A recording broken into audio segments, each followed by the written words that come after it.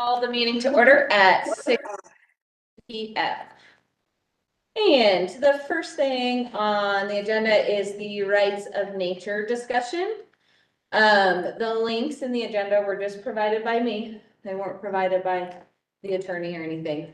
There are just some general FAQs about the movement of the rights of nature and why people are trying to legislate it, etc. So I included those. And that's all I got. I don't know who's gonna kick us off with this. I think, are you? I think it's me. I think it's Okay, you. Billy. Yeah. So the rights of nature as it, as it was proposed to us, and as it, I'd say ideally is it, and definitely in theory is a great thing. I'm not question about it. And I think, just the concept of nature having some legal standing would be lovely. It has no traction yet in this country, really. Places where they tried to do it, Florida and Ohio, where local people wanted something and voted in something with rights of nature, the conservative legislatures overrode those in those two states. And I think the idea here in Colorado was there was going to be a softer approach, with guardians and kind of being an information conduit and giving good research and good information to local governments so they could have that information to make better decisions or more, at least informed from that angle as well, decisions. And that sounded great. The soft approach seemed like something where we wouldn't have, we have more of a purple, to blue legislature, but nonetheless, not, a legislature that might not be as prone to just got something at the same time. You can flip, and you just never know. And so I think a soft approach was smarter, just a more of an education. And hey, Aaron, how are you? And so I liked reading about that, back in January when we had made the Guardians, resolution, or the Guardians resolution. So what I have a hard time reconciling is that same group, what we have a hard time reconciling, that's just me, but a soft approach, and then over 4 months, there have been 4 statements of opposition.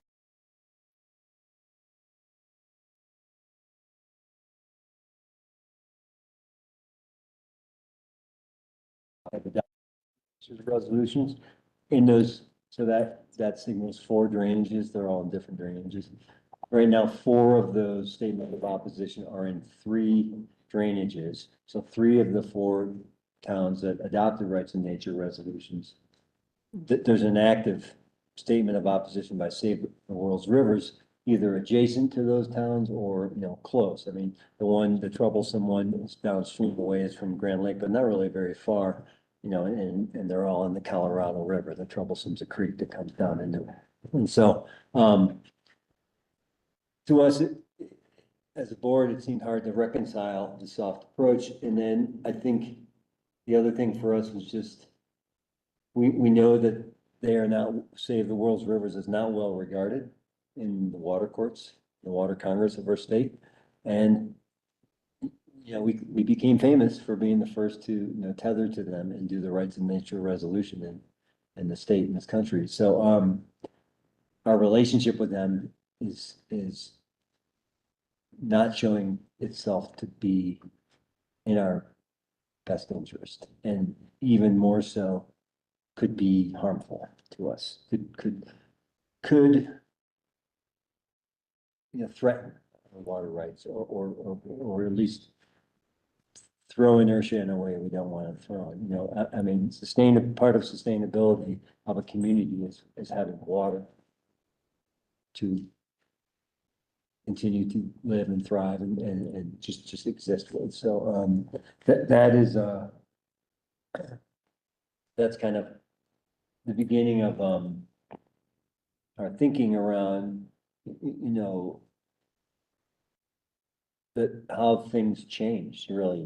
We saw this as a potential, when Gary Wachner and crew came in, Gary Wachner and folks came in with this idea, we saw them as allies, and, it seems like a bit of a bait and switch, and I tried to talk to Gary, and, I think if you listen to the meeting we were in, I talked through some of this history, but I talked with him, because our lawyers, and our engineers kind of saw maybe the writing on the wall after they had opposed the left-hand, St. Vrain left-hand, water conservation district, I'm probably saying that wrong.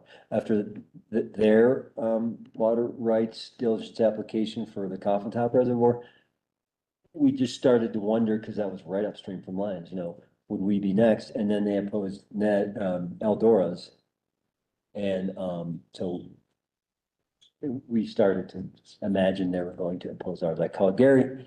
He was honest enough to say they were undecided, though it's hard to know if he was, a week later he turned it in. So, either way, he didn't say no, that they weren't going to. So we took his undecided as a yes. It turned out a week later that he filed, he sent those, it actually officially hit, 2 days after that's on the 24th courts, and our lawyers received it the same day by mail. And so then I talked to him before and said, the rights of nature would be something that we would consider repealing if we do indeed, oppose our water rights. And he said, well, Save the World's Rivers, and their old names, that we've been protecting rivers and fighting dams for 20 years, a long time. It's what we do, and it's separate from rights of nature. He goes, and you shouldn't get rid of rights of nature. But I said, well, if we do, it'll only be tethered to a statement of opposition. I tried to ask him to pull out his statement of opposition from Eldora's, and he said he wouldn't. And then a week later he filed it. 2 weeks later, him and I talked. Week after he filed it, and I asked him I said, again, a repeal would only be tethered to the statement of opposition, which you have since filed. So, we'll give you a couple more days, but, our agenda for the next meetings going out on Friday, whatever, the 3rd of last month or this month. And he said, no, we're not gonna withdraw our repeal or our opposition, which we expected that, and so, we moved ahead with our conversation about a repeal. And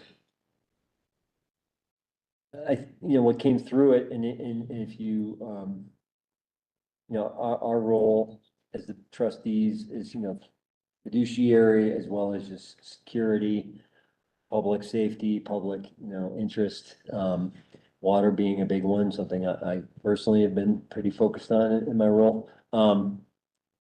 We need to make the best decisions for the community, and ultimately, though you saw a bit of a back and forth, as we went through our decision making 2+ weeks ago, we all came to that decision. I was trying to continue to, maybe get more information. Part of it was listening to comments saying, well, maybe am I being are we being overreactive? But, you could see that tug of war and other trustees coming in and saying, no, any hesitation, which just gives him more time, gives them more time to, build on what they were already opposing. And it was unanimous. And frankly, I wanted it to be unanimous. That was also partially why I wanted to continue.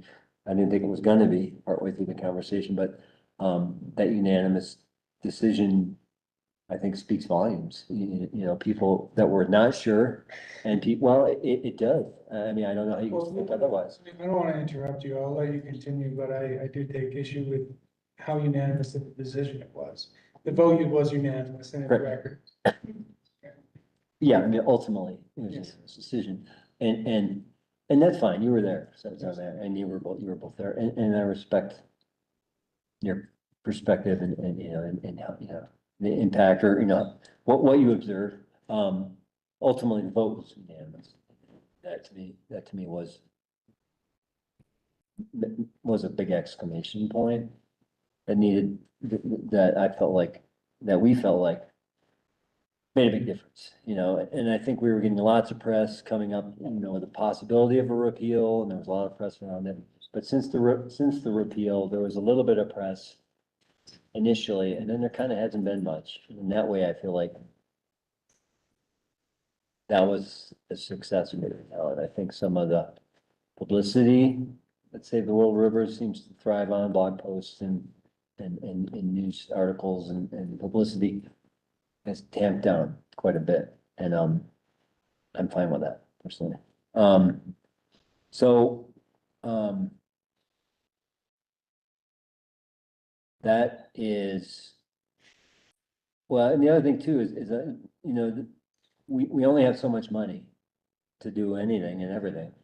And so right now, some of the money that is focused towards our water rights, is gonna have to be spent to, you know, pay our lawyers and fight against the statements of opposition. And so it's money that will be spent there versus, you know, on improving our water and sewer infrastructure now and into the future.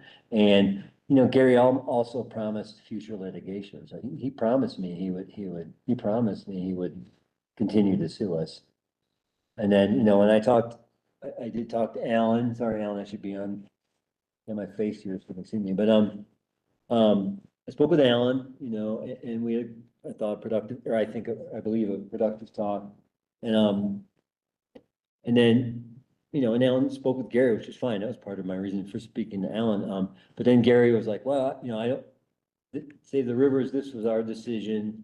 And, you know, Alan doesn't speak for Save the Rivers, which is true. I mean, I think that's legit. He goes, but I don't want you speaking to Alan about that when you're speaking to me.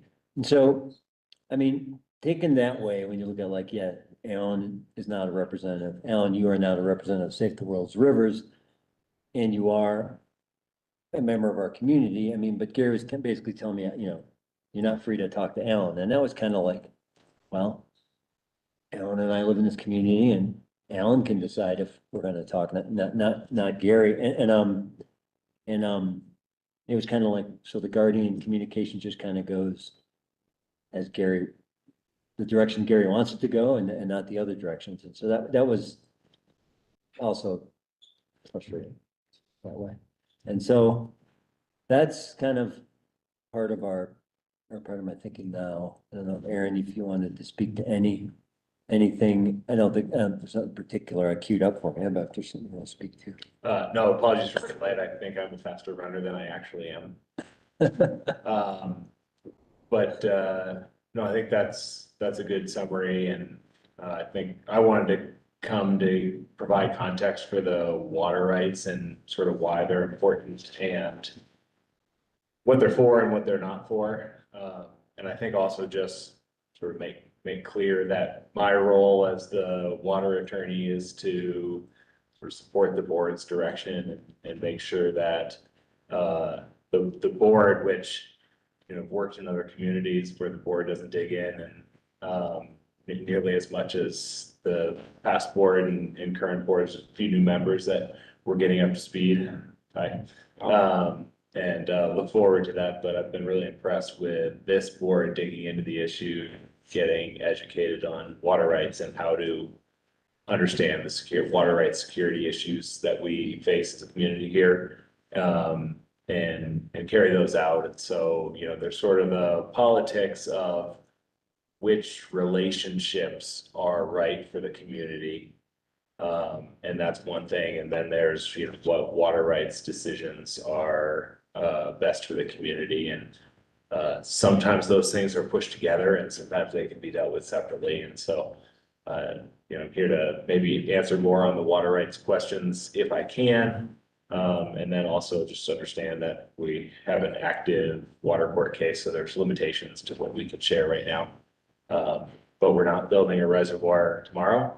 There's going to be a lot more process from where we stand today to, you know, any shovels hitting the ground really. So, here to be a resource, answer the questions that I can, sort of explain why I can't answer questions, as necessary. And then, but I did a nice job of sort of the history of, what that relationship, how that evolved sort of quickly over the last couple of months. So. Yeah.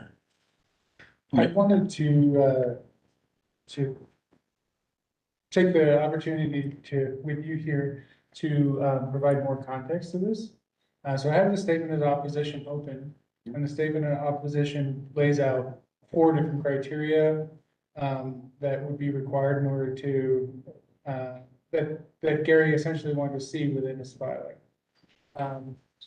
Essentially, he wanted to see that the town was either permitted or on a pathway to be permitted, that they had funds to complete a project. And that there was engagement with an engineering consulting firm or other entity for design. And I'm lagging on the 4th one, if there was an off-channel option, what was that 4th criteria? I accidentally just Might be closed. Oh, here we go. I need to say explore Barker. Oh, yes, explore Barker as an alternative. Yeah, so there were some criteria here, but I wanted to understand with this statement of opposition and in the context of a rights of nature that was not repealed, what liabilities did rights of nature bring to this context? That it was of the interest of the town to repeal, because that was never explicitly laid out in a public forum. Yeah, it's really the tethering to save the world's rivers, and we're tethered to them, to the rights of nature. Well, this is. I don't see it different. This is so rights of nature is affiliated, and we've drawn, I think in the BOT meeting, there were parallels drawn between rights of nature and save the world's rivers. But, and, blog posts that reference the two as maybe a we. And Gary's word, written by Gary. Yes, but they are independent, from a hierarchical perspective, right? So there may be, common people among the two, initiative and organization, but, so I wanted to add this context of what were the liabilities, and then that would, I think, I'll help frame. just chime in. I totally agree with that question, and Yep. it's my same question. Well, I know you had private my conversations. answer is that the Water Congress sees them quite tethered, whatever Gary says or doesn't say. Okay, Frankly, the people that matter, who make decisions about our water rights, don't see them as separate. And that's a problem for us. To stay tethered to either. and would you agree with that? Yeah, I would. I'm gonna, Sorry. I just want to point out, as someone who's never done water law, except just a very small bit, but has done a lot of litigation. I would say that if there was a court proceeding and Save the World's Rivers, Save the Colorado, whatever entity they were using, was in court against the town, there is a 0.0% chance that they wouldn't bring up the rights of nature in the course of the legal proceeding and try to use it against the town. There's 100% chance they would. And if I were an attorney advising the town, I would absolutely advise them in the strongest possible terms to rescind anything in any way related to or coming out of that organization, because that organization has made itself the legal adversary of the town.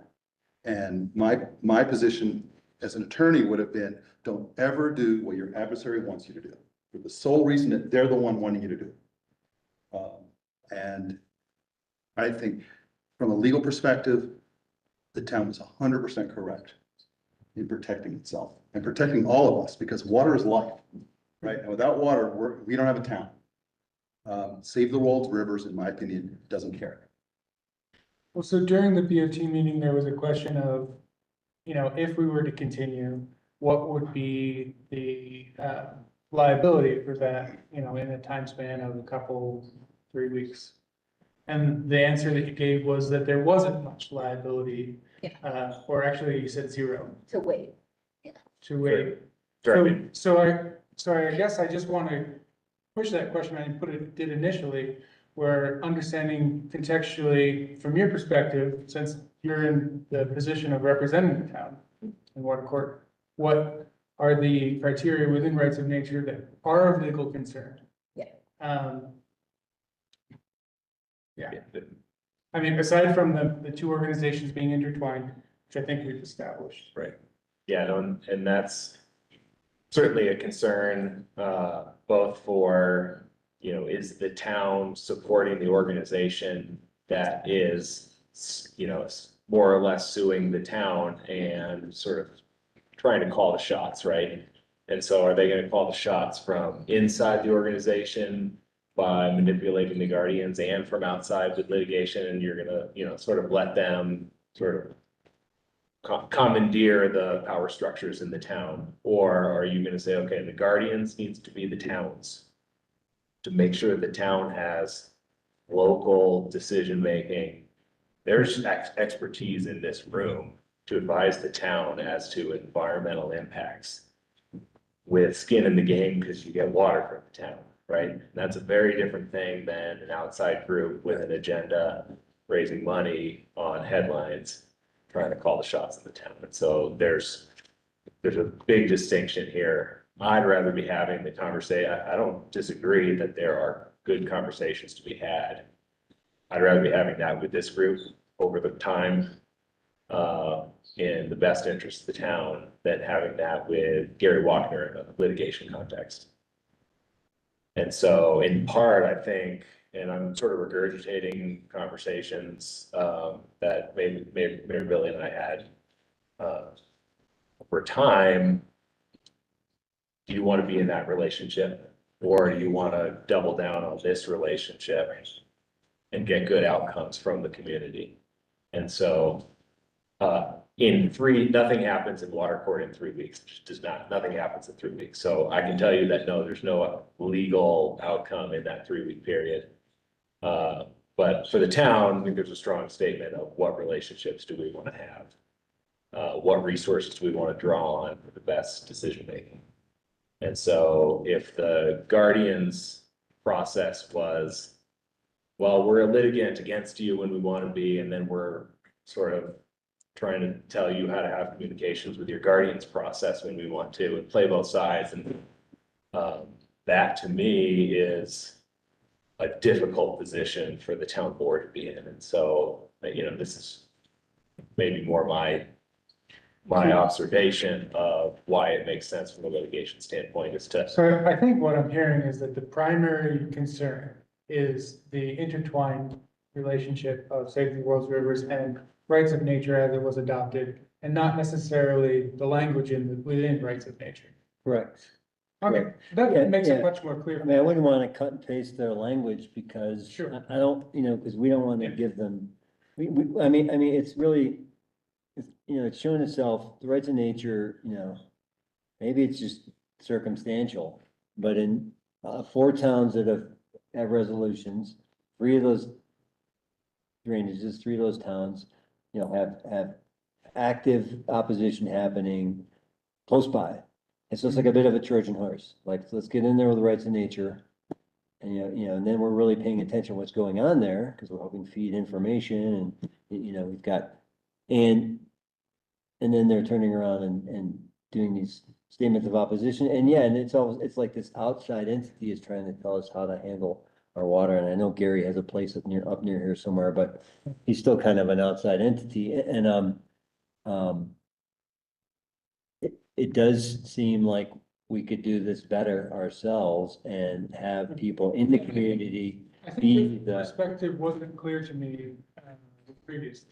yeah, So this is good. yeah, that, I guess what I'm unclear on is how involved Gary was with the Guardians, because in my understanding, the Guardians were just the town of Nederland. Yep. And they represented the town of Nederland, and they spoke to the BOT, but the BOT had final Right. decision-making that was spelled out in the statute.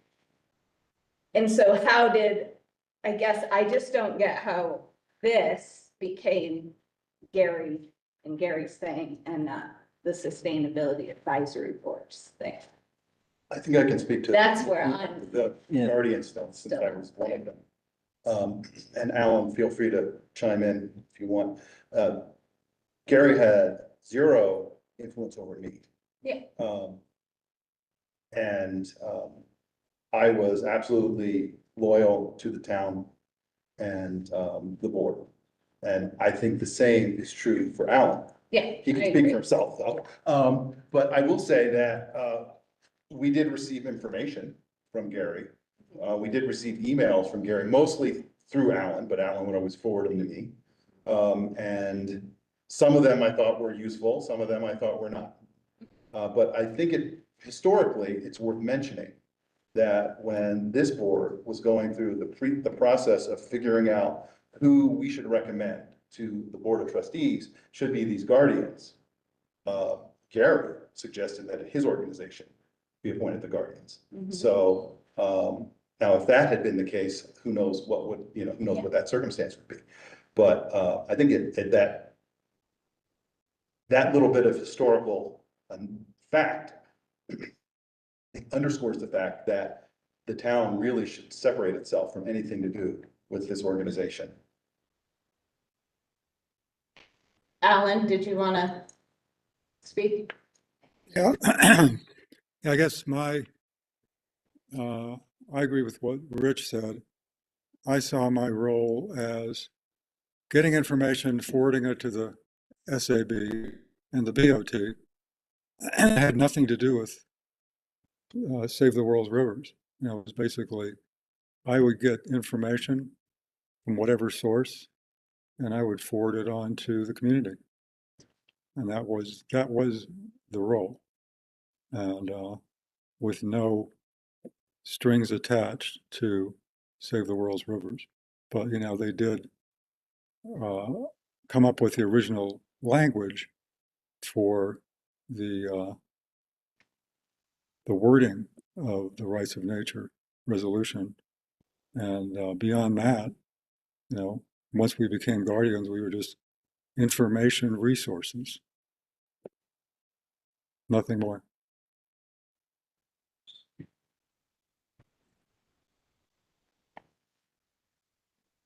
So is there interest in SAB continuing to pursue a new rights of nature resolution? Where are we going from here? I mean, there's interest, and I don't know if you have time for it tonight, but I mean, that's up for you to decide. I think the rights of nature and, as it was, didn't work out because of this outside interest, but I think, that this Netherlands Sustainability Advisory Board can definitely do this and even do this better. Personally, I'd like to change the name, get away from the brand and just Guardians, Rights of Nature. We can come up with, very creative. It's a global international movement of the rights of nature though, so to change that feels wrong to me and it's not something. Well, yeah, but I think it's been polluted in Colorado, especially in the Water Congress. It's been polluted, it's tainted. I think it had, Suggestion. And Patricia also. yeah, she's there. Hi, everybody. Thanks for the great discussion. One of the things we talked about yesterday and previously was SAB and some of the other boards, and then the SC group that has been doing like the analysis for us is to look more holistically at watershed health. Is a sustainability advisory board and maybe with some of the other boards.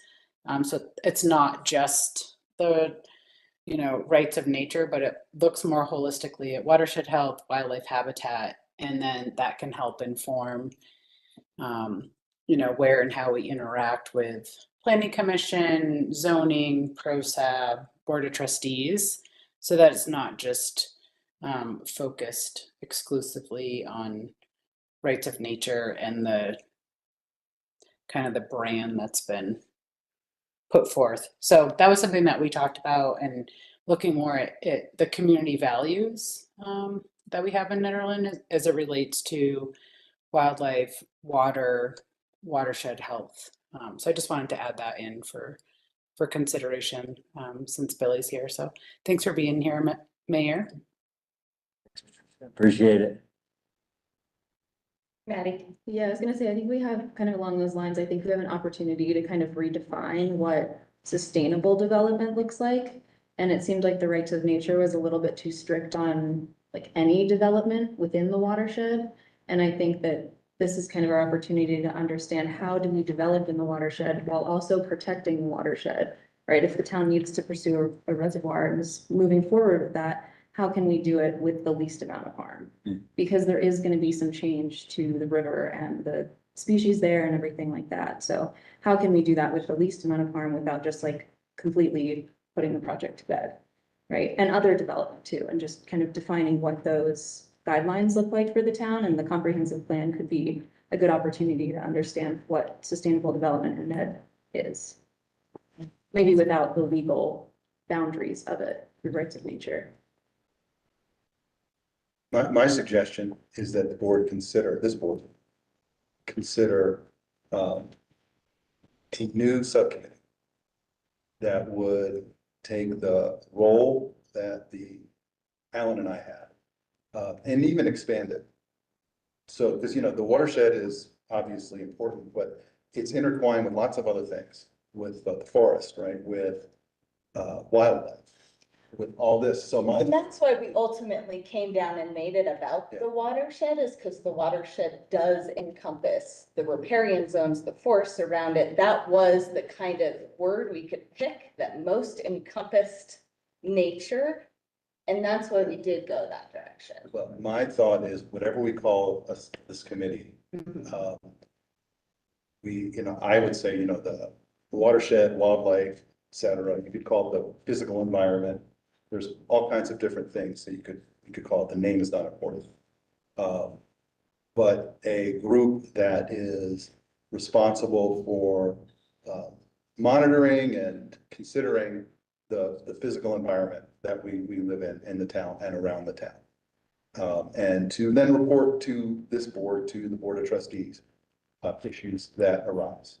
And to be a sounding board for members of the community and people outside the community to comment, to raise concerns on issues related to everything in the environment around Nederland, the watershed, the wildlife, the trees, the air, all of it.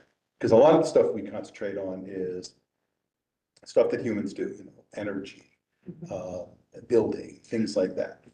So this would sort of be the other stuff, although obviously it's have an impact on all that other stuff. So I'm not suggesting we do take any action today. I'm asking that we put this on the agenda maybe for our next meeting so that we can all think about it. And everyone can, you know, come up with some ideas and then we can discuss it further in June. That's my suggestion. I agree, Rich. I think we also have a lot of professionals that work in that field that are part of the community. And that could give them an opportunity to be involved if they're not on staff. But we still appreciate their input and their professional experience and professional knowledge. Well, and so I totally agree that I would love to see us continue to dial in, like what is sustainable development, those types of things in the comp plan as we move forward. But I think that the rights of nature idea is something entirely different. And I don't want that to get sucked away into the practical matter of what does it look like to develop a dam where we consider the watershed when we make that decision. I think rights of nature was about establishing the natural entity as residents of our town that have certain unalienable rights, like it says in our Constitution about people. And I don't want that idea to get dragged around and missed when we go into, okay, we can put specifics in the comp plan, of course. But that's a different idea than the kind of philosophical understanding that nature has rights. So that's where I'm at. And that's why I got frustrated when it was all repealed. Yeah, I know you were, and that's valid, and I'm sure it's frustrating, and It's like it was a big, it's it was a just big, that philosophical understanding, is that something that is causing a liability? Or should we still be pursuing that? Or are we only pursuing things in the comp plan, Yeah. et cetera? And the more like detailed, like where you can really understand what it means and nobody's gonna fight it out in court later.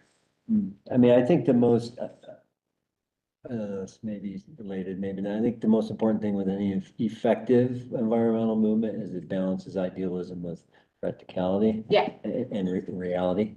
And so I'm not like, I mean, I think the river having rights, like, I agree with it, in so many ways. But, presently they won't stand up in any court. No, Even they in won't. Colorado. And that's why So- I said the FAQ, so what is it? That's why I don't understand why it hurts us to do that. Like, I'm still trying to wrap my brain about what can we do then if we couldn't do what we did with that, then what can't we do? On the, I think there Yeah. were some comments made earlier on about how after adoption of rights of nature, there was concern from legal that there may be some liability. And we've talked about tonight how the intertwining of those two entities, organizations was the primary concern here. But is there also just language within rights of nature that we'd like to avoid while still encapsulating the philosophical idea of rights of nature?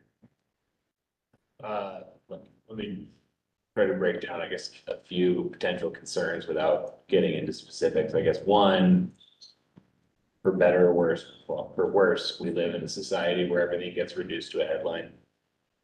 And so regardless of what words you write in rights of nature, it gets reduced to a headline and then paraded around with whatever effect the headline writer wants it to have. Mhm. And so there's danger in the fact that we live in that world. So Well, that's just publicity, right? That doesn't have any legal. it Danger. is until you parade it around to raise funds to bring it into a litigation context and then use that against the town. And then I don't know what, rights of nature's new. So the ways you can use it in court or not would be new. And so that is the risk in the unknown. Especially with, someone or an entity who, is litigation, is their thing, there's risk. And I don't know what the risk is. I can't quantify it. I can't tell you Sure. how it's gonna turn out. I can just tell you that there's risk. And so those are some of the things that the board would be wrestling with and trying to figure out what's the thing that replaces it, that sort of has some of these characteristics. How do we distinguish it enough to make it, not have these same characteristics where it brings that risk back? So I think those are the kinds of things that I wrestle with in advising the town on this area, is just be expensive to be on the cutting edge of something like this. And it's unknown expense, it's unknown complexity, it's unknown risk.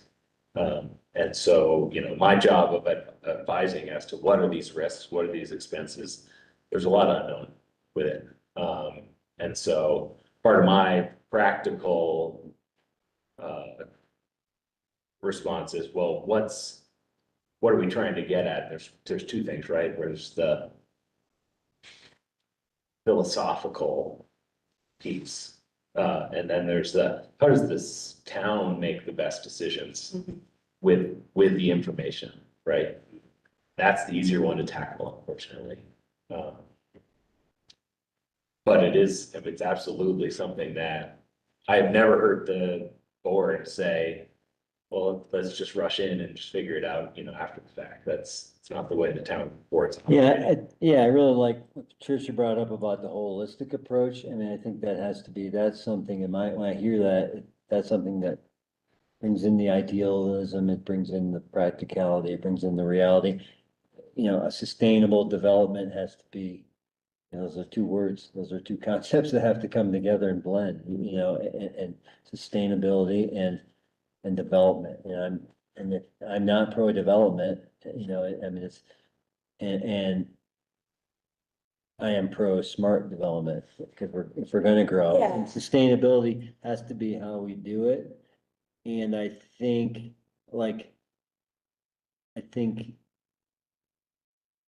you know, we all have rights, say, including the natural environment, but like, we all have to compromise and give and take, and obviously the natural environment, you know, humans manipulate it, which isn't a great thing, but it's a reality, and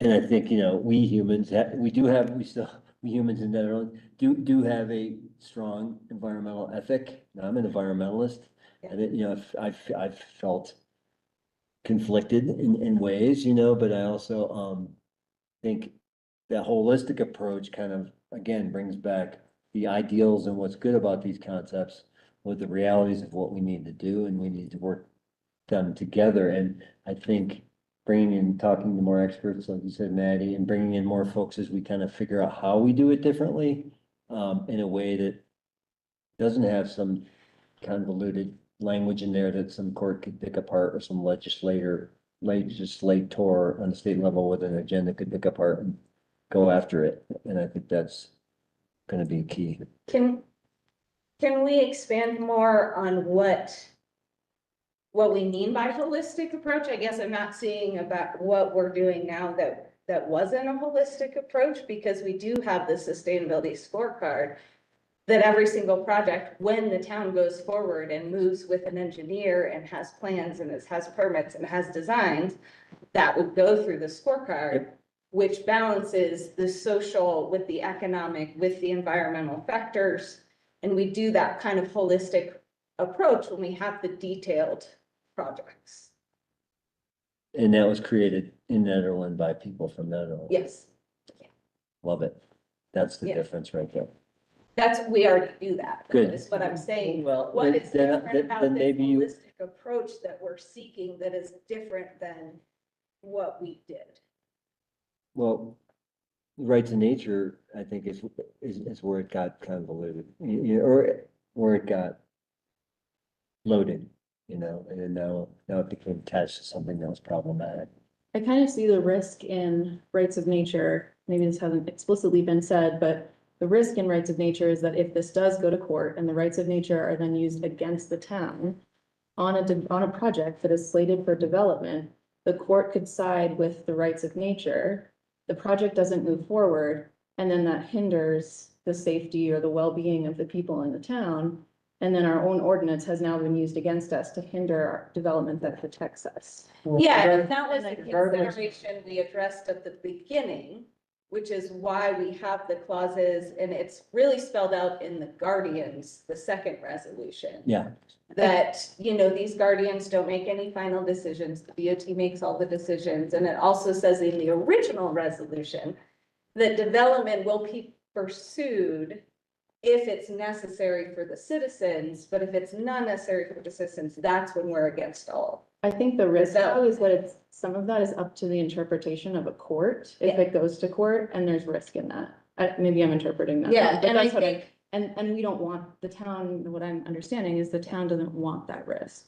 Yeah. Which is, The town can't it's, afford that. it's too risky. it's challenging, but yeah. Yeah, it's a tough situation. I took a whole seminar in college. I spent a week talking about the rights of nature with advocates from across the globe when I was studying for environmental studies pre-law.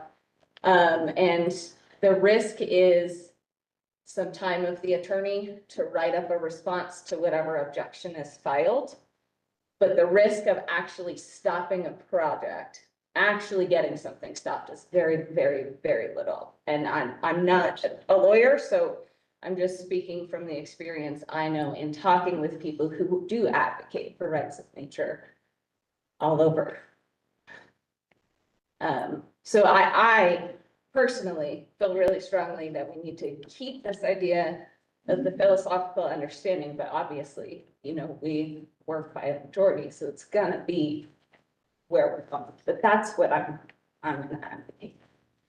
So I mean, I think the problem has been language around rights of nature, things like inalienable rights, things like that. So I think Netherlands we have good environmental values.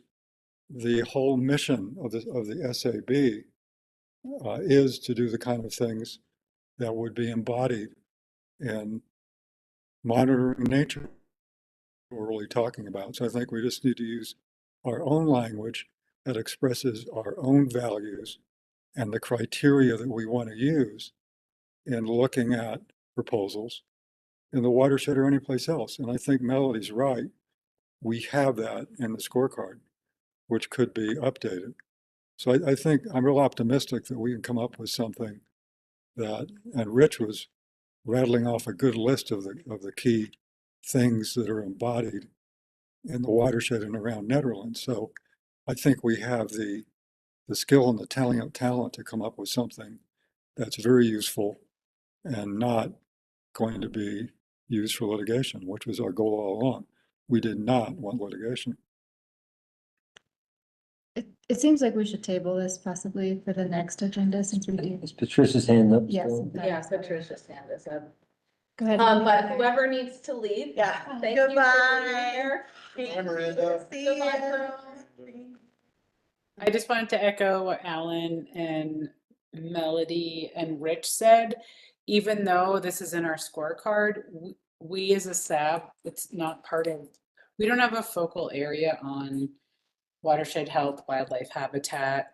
And I feel like the information that we received recently from SC Group, especially from Colorado Parks and Wildlife biologist, the information that he presented to us about elk habitat, elk migration routes, and where and how wildlife are moving around town and outside of town. That's super important for the way that we make decisions. And I feel like that's something that would be additive to SAB. I feel ProSAB sort of kind of looks at that. Zoning and planning kind of sort of looks at that stuff, but we could take some of the information and the language that was in rights of nature and rewrite it in a way that's more holistic and is more helpful to our community values. So I just wanted to kind of reiterate that point. So thank you. Yeah, thanks, Patricia. Can you expand on what you mean by more holistic than the way it was written? Do you mean like instead of specifically naming the watershed as the entity that's protected, that we be more general and stick more with the original kind of movement, which is just call it nature and give rights to nature? Is that what you mean by more holistic?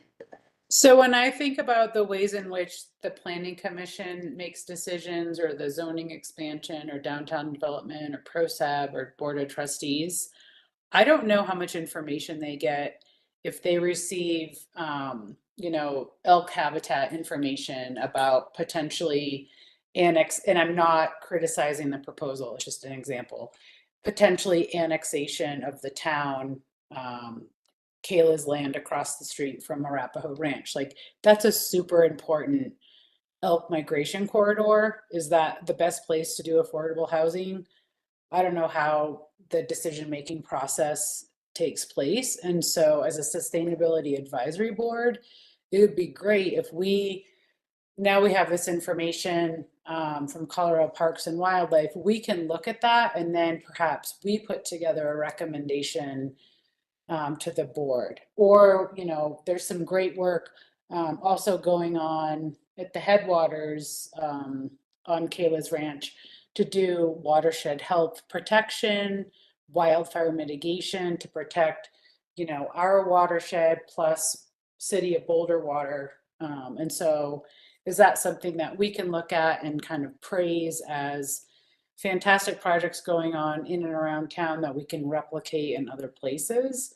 So that's like more holistically than just looking at what some of the, and not to minimize what SAB's already doing, but to look more holistically at where and how sustainability from a natural environment, ecosystem health, big picture, how can we weigh into that as a board and with the town? That's kind of what I meant. I think I can provide an example that might give some context to the idea of holistic that I'm hearing, that I think I'm hearing from Patricia and other people. So the town of Nederland, if it didn't exist, would be winter range for elk habitat. And we're talking about the same thing with respect to, well, not necessarily winter range, but up the base of the watershed, there is also elk habitat. So recognizing that we as a town are encompassed and inclusive to nature and making decisions with the interest of what we maybe artificially extract as a town, which is really encompassed in nature. But, so I guess with that comment, I would also like to get information from legal on what vocabulary is troublesome in existing rights of nature. And that I'd like to motion that we continue on this for the next meeting and, with the understanding that there's interest to develop a Netherland-owned and perhaps, Yeah, we can discuss more about the exactly. branding. But I think we need advice from legal, and I think that, we need to, continue on this with the understanding that there is interest and that primary consideration here has been that, the intertwining of the two organizations were. Yeah, and that's why that's why I'm trying to ask for direction, because like I've got 5 other draft rights of nature resolutions in my folders. I could bring to a meeting and we could talk about I mean, Is that our- we gotta lose the rights of nature stuff. Or It's are not gonna go we- anywhere, I can tell you that now.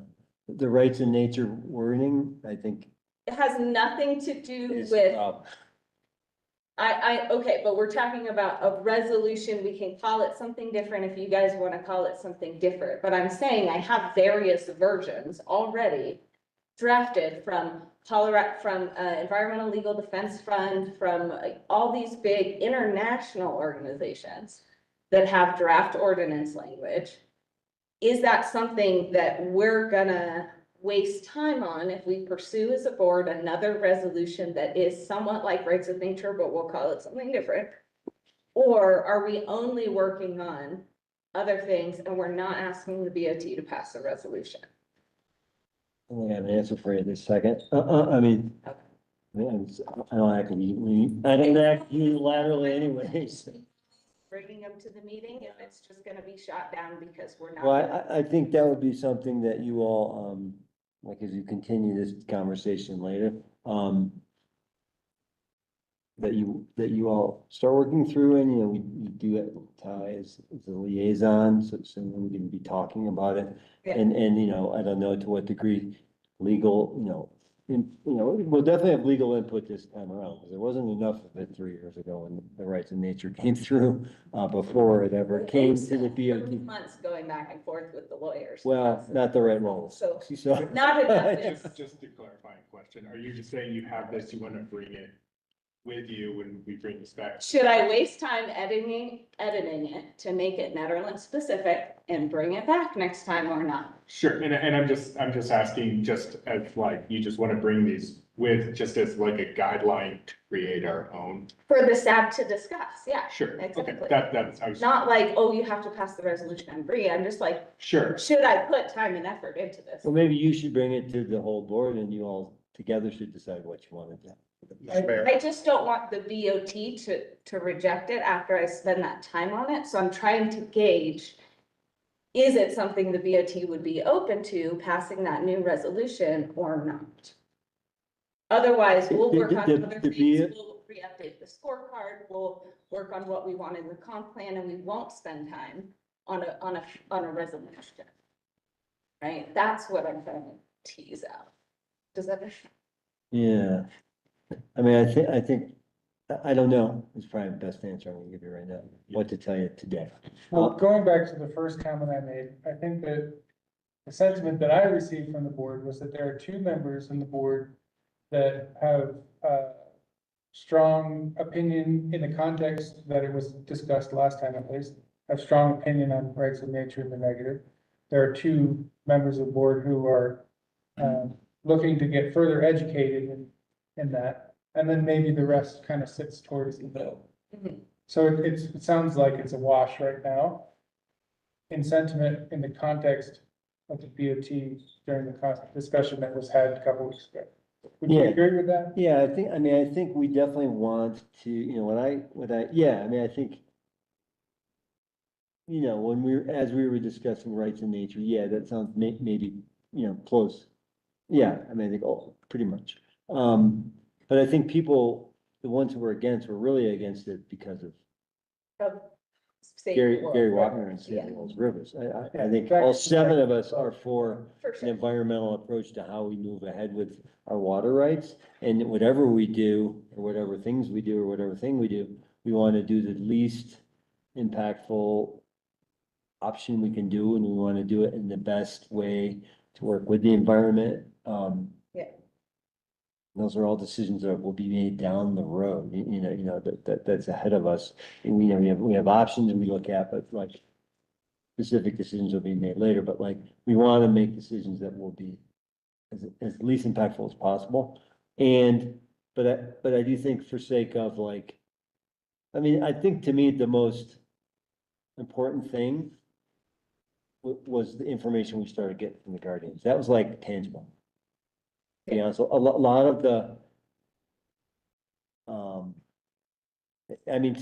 to me, that's, if I wanted to just go back to practical, the Guardians giving us information that we could read and consider, that was like practical and useful and tangible. But that is the structure and that is the model that is specifically Gary's, whereas the rights of nature as a whole is not specifically say. Yeah, I don't know that, I don't know where we'd say, I think maybe you all should just work through and decide together what you would advise and then come to us, because I don't know that we didn't walk away with a solid plan of how that would look. We frankly thought we'd put that back on the Sustainability Advisory Board. But to me, okay, if it's Gary's idea, good idea, but like, call it give it a different name, but like, I think a subcommittee of the Sustainability Advisory Board that continued to research and give us information and be kind of the watchdogs, I shouldn't use that word, but the people who are paying closer attention to things that could affect us. Like, we like that, and we like that information. To me, that's useful. Yeah, I motion that Sustainable Advisory Board create a subcommittee to meet prior to the next meeting of Sustainable Advisory Board, that we receive advice from legal on vocabulary and other concerns of rights of nature. And that subcommittee that we delegate members to tonight would draft a resolution to bring for discussion for our June meeting. Quick clarification, as counsel for the Board of Trustees and with active litigation, I may not have the specific answers you want in a short time frame. And so I revised my motion to disclude legal vocabulary on the short term with an expectation that it would come in a timescale that you can advise. yeah, appreciate that. Thank you. And then I just have one final, I'll second that motion, but I have a quick question. Did anybody from the BOT or the attorney connect with the environmental attorney that was on the call, Mr. Wilson, that gave public comment to the No. BOT? Not directly, no. And can I get permission to reach out to him as the Sustainability Advisory Board Chair and see if he's willing to come to a meeting? I'm not saying no, but like, remind me, he's in Durango, and what's his organization, but isn't he pretty tethered to Gary? Not really. It depends on what you want to say. Because I'm part of Rights of Nature. Am I tethered to Gary? Like, no, I've never met Gary before in my life, except for the 3 times he came to meetings, like. Yeah, yeah, sure. I've talked to a couple of those other 3 towns. I've talked to 2 of the mayors so far, and then one of the mayors said, that Grant Wilson, called him recently and filled him in on our whole repeal.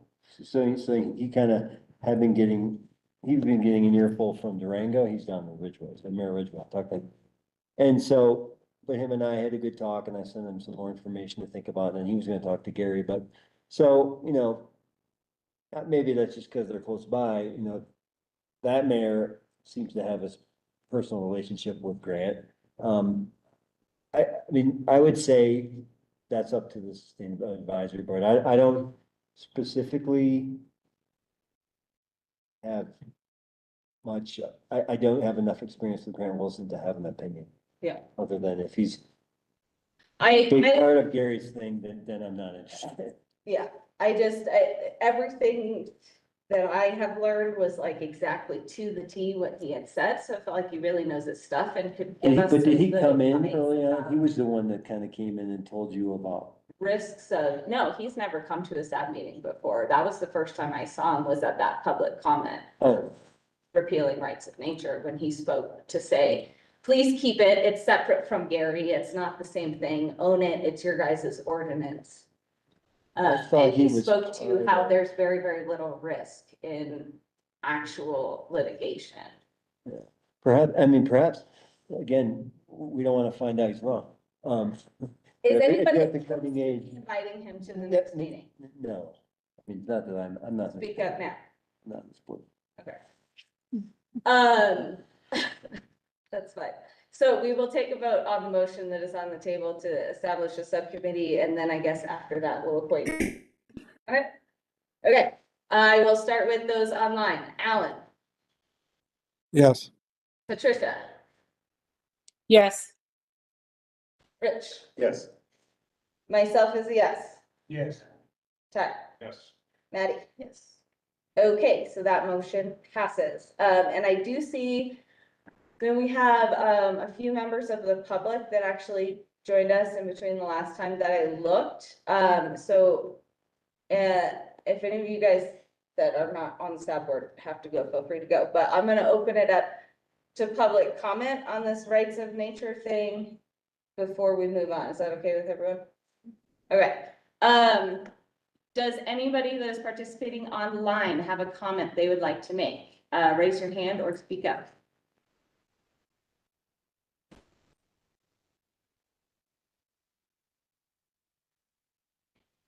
Okay, then I will close public comment. Do we want to have nominations to appoint to this subcommittee? I think you should be on it. A second. Thank you. We'll call a vote. Alan,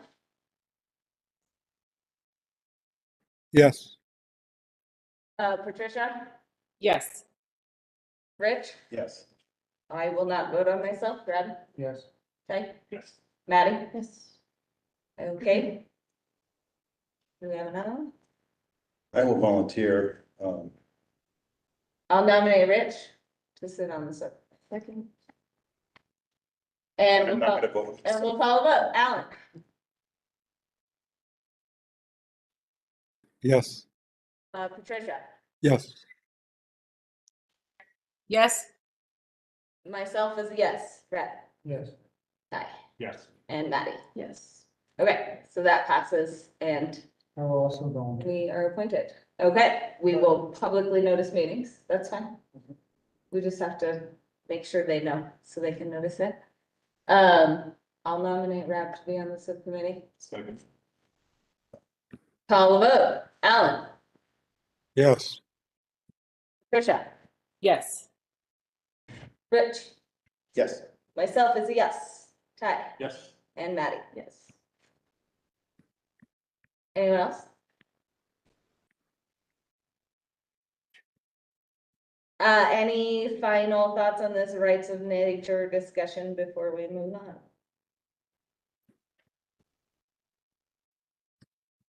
Okay, we will discuss this again the next meeting. Before the next meeting, this subcommittee will meet and start to work on things. And thank you, Attorney Ladd and Billy, for joining us. Thanks for having us.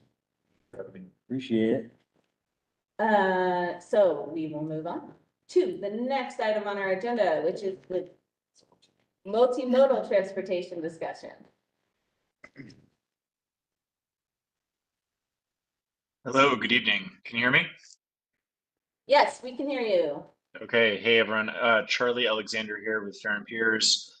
We're the consultant hired by the town to lead the multimodal transportation plan. I'm not sure I can see everyone in the room, but I don't know if there's anyone that wants to give an introduction to this before I dive in. Doesn't sound like it. Can you let me know approximately how much time on your agenda you're hoping for this to cover? I don't want to overshoot if you've got other topics to discuss. 20 minutes or so? Yeah, we can do that. Okay, 20 minutes. Okay, let me go ahead and tee up a presentation. So I'll present for no more than 10 minutes, and then I will leave the rest of the time for Q&A. Get this set up.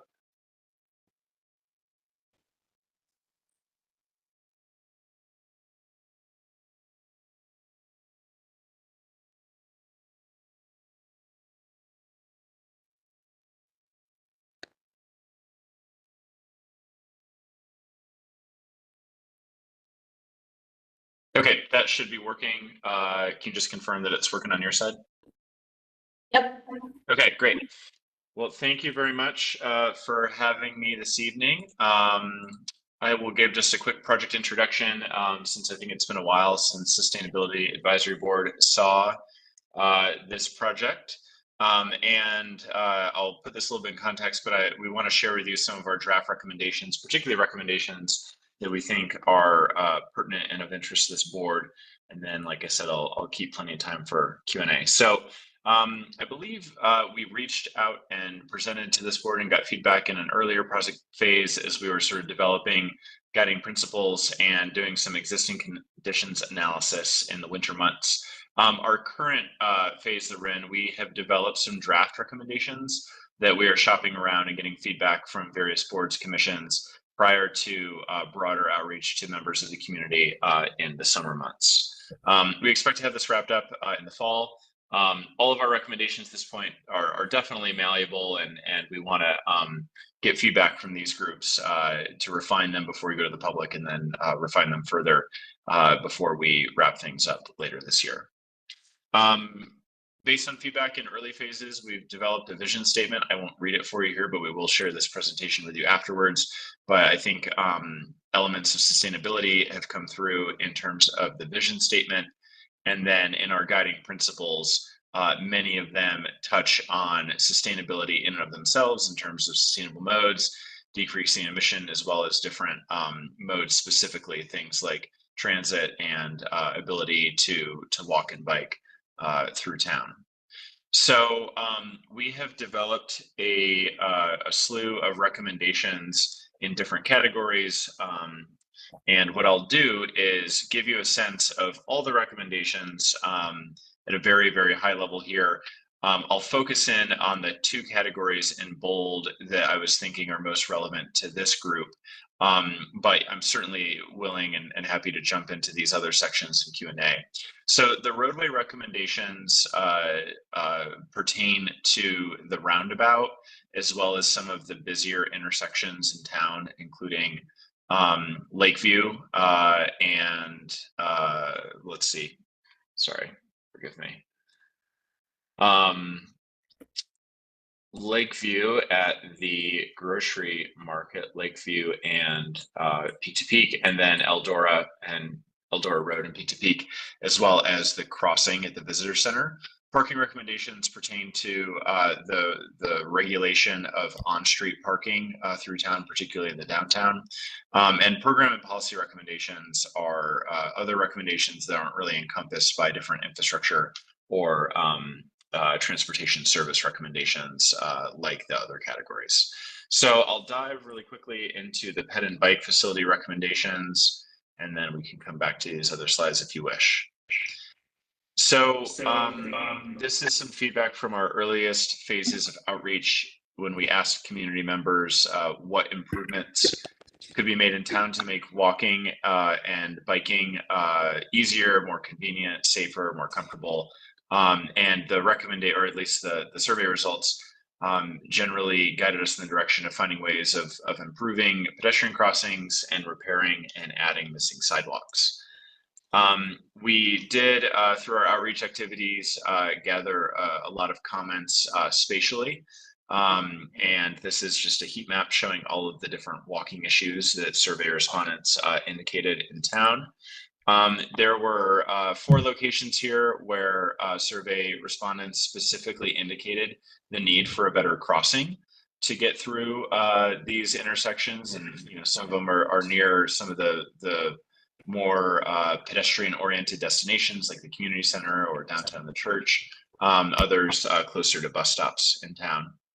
And then some of our feedback pertained more to implementing sidewalk in town. And these are some clusters of comments that we got of specific zones that were identified as in need of closing sidewalk gaps. So our recommendations include a variety of crossing improvements at priority locations, filling in sidewalk gaps and improving trail connections. I'll show a map of those in a moment. And then for either existing or proposed crossings, working to find a solution to upgrade those in a way that they have more longevity and sort of endure the winter months better. This is an example from Truckee, California, up near the Donner Summit. And you can see that here the use of concrete and stamped concrete in the crossing really improves the visibility. This one isn't quite as fresh and new, but at the same time gives you a sense that even after multiple winter cycles, these are still readily identifiable by people walking and by motorists. This is something that we need to work through with CDOT, given that a lot of the considered crossing locations are on CDOT roads, but nonetheless something that we want to at least engage them in conversation on. So as it stands currently, the multimodal transportation plan is recommending the pedestrian and bike facilities as you see them here. The easiest way to read this map is that the blue is sidewalks and the green is trails. And the solid lines are existing facilities and the dotted lines are proposed. So what these facilities would do is really fill in key sidewalk gaps downtown, as well as on the highways through town, particularly where they present gaps for people to access bus stops. It would upgrade the materiality of existing sidewalks to meet ADA standards. And from a trail standpoint, the proposed trails would fill in desire lines, which are sort of informal trails that already exist today, and also fill in other missing trail connections in the system. We also, in this section, have been making recommendations about calming traffic through town and specifically reducing the speed of it. So we're making recommendations for reconfiguration of the highways coming into town, or just implementation of design elements on those roads to signal to drivers and give clear cues rather that they need to slow down as they're entering into town. CDOT does this through a process that they call an access control plan. So we think that would both guide the design of the roads as well as access for future development. And lastly, we did want to note that the town through state law does, if you choose, have the ability to do camera enforcement of speeds in town. So that's something that we'd like more feedback from community members as to whether that's something that they would like to see or not like to see as a measure for enforcing speeds in town. From the transit side of things, in terms of what we heard from members of the community who participate in our outreach, lots of different suggestions for improving transit in town, including improving the frequency of transit, including information that passengers get about routes and schedules when they're at the stops themselves, extending the actual service hours so that transit is operating earlier in the morning or later at night, adding new routes in Nederland or other improvements at the bus stops themselves to make them, to provide more amenities, things like shelters, shade or cover from the elements, benches, things like that. So transit is one of the more complicated matters to address here, particularly in a town that's operating within a regional system. So to some extent, we want to make sure that we're clear on what RTD can and can't do. RTD has what they call their system optimization plan, which guides how they plan to restore and improve service post-pandemic and across the region.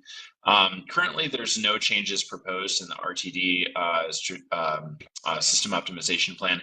However, we have learned that the county is working on a proposal with RTD to possibly increase the frequency of the NB route from Boulder to Nederland. So there could, if that pans out, be some improvements to the number of buses operating on a daily basis. One of the recommendations from this, based on conversations with Eldora, is to work towards collaboration between the resort and Nederland to basically co-operate services to serve both people who want to go to Eldora as well as people who want to go to Nederland. Eldora has indicated an interest and a willingness to work with the town on that. They've got some concerns about not wanting to push a lot of parking into the town of people who are day skiers. So that's something that needs to be worked through, but at the very least, there's that interest and willingness to collaborate on it. Something that Ned can do within its control, and maybe this is sort of related to parking supply as well, is an in-town shuttle, sort of a circulator shuttle for the downtown area and other parts of town. Boulder County is moving forward with efforts to sort of find ways as a county of adding layers of service on top of the RTD system. So we expect for this information to be conveyed as priorities for the town when Boulder County begins their planning effort later this year. And then there's also the forthcoming volunteer driver program from Boulder County that is anticipated to launch later this year. It's a little bit delayed, but it's nonetheless moving forward. And then a variety of bus stop improvements, including bike parking. Just in terms of some of the infrastructure for transit, our recommendations are to really improve the environment for people using transit and NED. Currently, only 2 of the 9 bus stops in town are ADA compliant. So what we are proposing through the plan is at all bus stops to make them ADA accessible, to improve and replace signage. Obviously, there's a connection here to the proposed sidewalks and crossings, just to make sure people can get to them. Where space allows, we're also recommending sort of that greater suite of amenities, things like shelters, benches, wayfinding signs, bike racks, route information, to make the environment more pleasant for people getting to and from transit and waiting for the bus. So next steps, we are working to refine these recommendations based on feedback from different stakeholders, including boards like yourselves. We'll be taking these recommendations out to, after refinement, to the broader community this summer and developing the plan. The main difference in the plan from what you see now is obviously some level of refinement in the recommendations, but also information about prioritization and implementation strategy in regards to funding and the extent to which projects are sort of reliant on local funds versus projects where you can leverage state or federal sources to assist with getting those projects off the ground. So that's maybe 11 or 12 minutes. I want to be mindful of your time, and I'll be happy to take questions either on the content I presented, or if you want to pivot to some of the other topics that I don't have time, at least in presentation for, I'm happy to do that as well.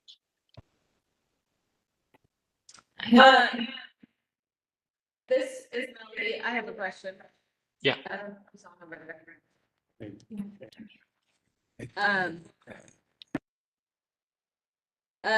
The trail map you put up.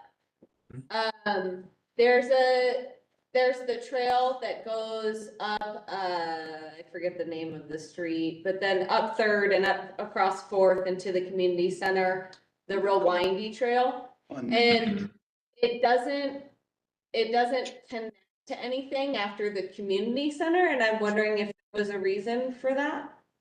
Like you just felt like it didn't get enough use to where it needed to continue on to that, where it then crosses the highway or whatever. Yeah, that's a great question. I mean, I think it's a little bit hard to see, obviously, the scale of this, and apologize for that. I think we've got the trail shown on the north side of Peak to Peak connecting to Fifth that sort of informally exists already. And I think what at least in my mind, people are already sort of, finding their way around and through the parking lot of the community center somehow. And at least in this map, we're not showing that as being formalized. But if the idea is sort of creating more of a formal connection through the community center property parcel, I think that certainly makes sense. Yeah, just because I know that there's plans to eventually redo, this whole kind of configuration up here at the community center, but walking right now is not necessarily safe up that hill from the community parking lot, then up to the highway and up. And a lot of people do it, but you have to stop and wait for cars to come down because it's really just a one-way entrance in and out of the community center. So I would like to see that connection kind of filled in there. Okay, yep, I think that's a great suggestion. Thank you. This is Rich. The same map, it's not really a question, but there's a street, see where there's near the top, there's a elevation marker that says 8618 feet? Yep. Mm-hmm. Street to that to the right that goes into the F is Tejas Lane. And there's a little trail going off. That is an informal trail. I use it quite a bit. And your proposal here is to make it into a formal trail, which would be great and all. But I can tell you, because I've looked at the property map numerous times, that crosses private property. And whether, I don't think the trust that owns it's going to want to make it into a public trail. I don't know. But it's just something to consider. I don't think we can necessarily do that particular thing without talking to the property owner. Understood. Yeah. I mean, that is helpful, and broadly speaking, right of way or property is something pertaining to the feasibility of all these. And I don't mean to say that none of these are feasible. I think many of them certainly are. It is in terms of plan development, we wanted to develop what we thought was a reasonable vision for the town, and over time work through those issues. But I think to your point, some of those will certainly be easier than others. While we're on this slide, I had another comment. There's a CDOT bikeway project happening on the Peak to Peak, essentially south of town. Just wanted to understand if there's any collaboration that can happen with respect to traffic calming with that bikeway project, and then also understand scope of the southernmost blue lines that show concrete sidewalk. There's a road widening effort happening with that bikeway in. Is there an impact to existing sidewalk there that, again, might be a collaborative effort to revamp? Yeah, I have not heard previously from CDOT about their Peak to Peak bikeway project, but CDOT's been involved, and we'll ask about that and see if there's a way of bringing that in. Just to your second question, can you clarify the specific, or second part of your question rather, can you clarify the specific segment of sidewalk that you're describing?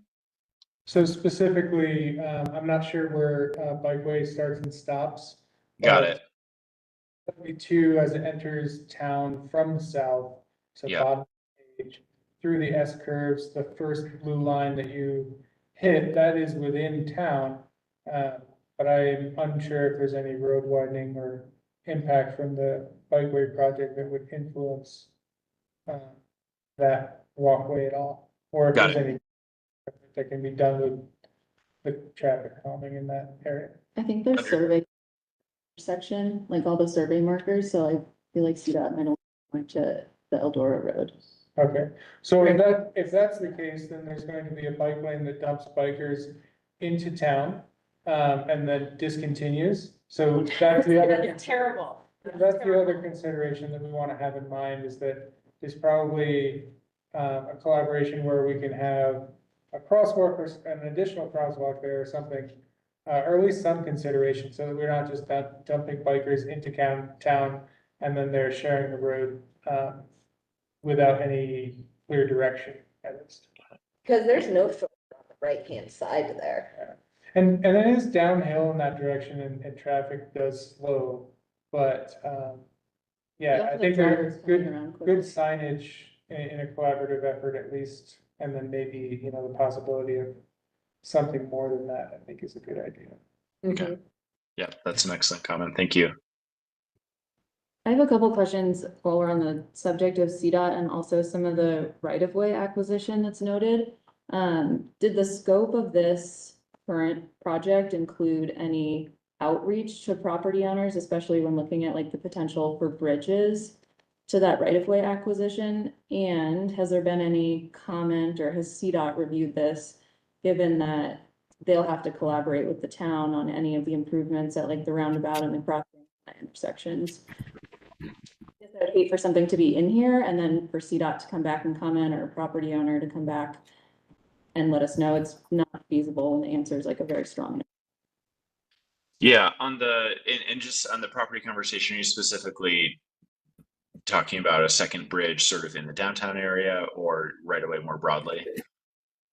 There were a couple of potential bridge locations noted.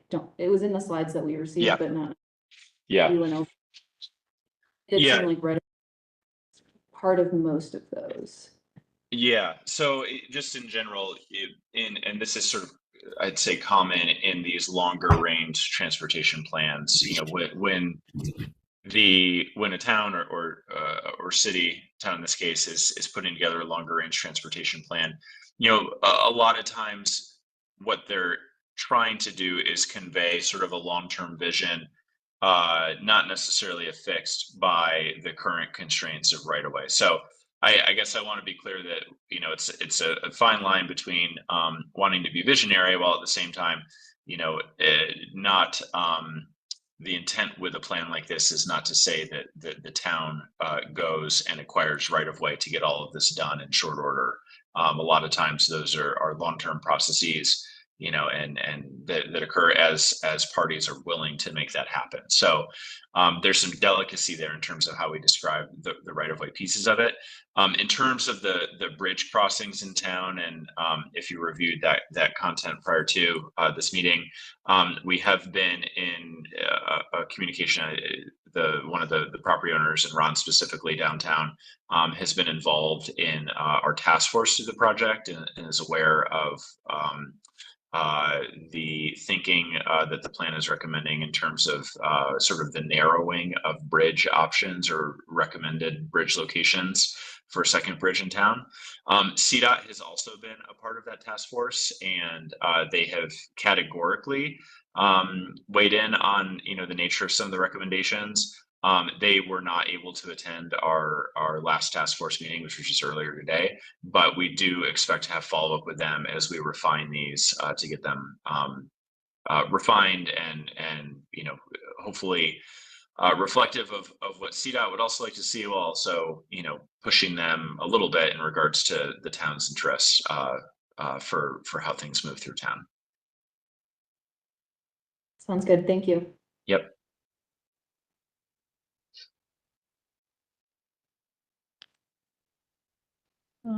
Funny. Is there space for a public question? Yes, go ahead, Bonnie. Okay. Given that I stand at the bus stop on the way into town from south, right above the carousel, I would recommend, as traffic comes into town, that there be a sign showing people what their speed is in contrast to what it's supposed to be, because I would say about half the traffic is going about 40 miles an hour when it comes into that curve, and there are two pedestrian pathways, or, you know, the one there at the corner, as people come into town, you know, the drivers are driving way too fast. So that was my thought, was to put up one of those, I don't know what you call them, the machines that show the speed. So thank you. Yeah, that's a great comment. The engineering jargon, if you want to know, is called a speed feedback sign. Great. That's what we call them. Yep. And I would say speed on the highways through town is something, we've heard in nearly every conversation. And that's certainly one strategy and I think a perfectly reasonable recommendation to make in this case. And I think we want to do that. We also would like to, think bigger than that as well, recognizing the scale of challenge that we've heard that presents to different community members. The thing about that particular road is that people, gravity is pulling them down. And in terms of all the entries into town, that's the one I think it's most crucial to have that feedback. Got it. Understood. Thank you. Yeah. And the other thing I would just comment on is I don't know what caused it, but either a bus or truck knocked the entire bus shelter down from that particular location above the Carousel of Happiness. Totally demolished it. Yeah, it was a private vehicle. So what did you say? It was a vehicle accident. Okay, I was just going to say that I presume RTD doesn't want to replace it. Anyway, end of comments. Yeah. That shelter is actually town's responsibility to replace. Bonnie, this is Trustee Ty, and I actually have suggested that very speed sign to Mayor Billy before, because I used to be a police officer in town, and I have pulled over many people coming from Eldora or that direction. And you're right, people do fly down that road, and I actually happen to live in that neighborhood, so.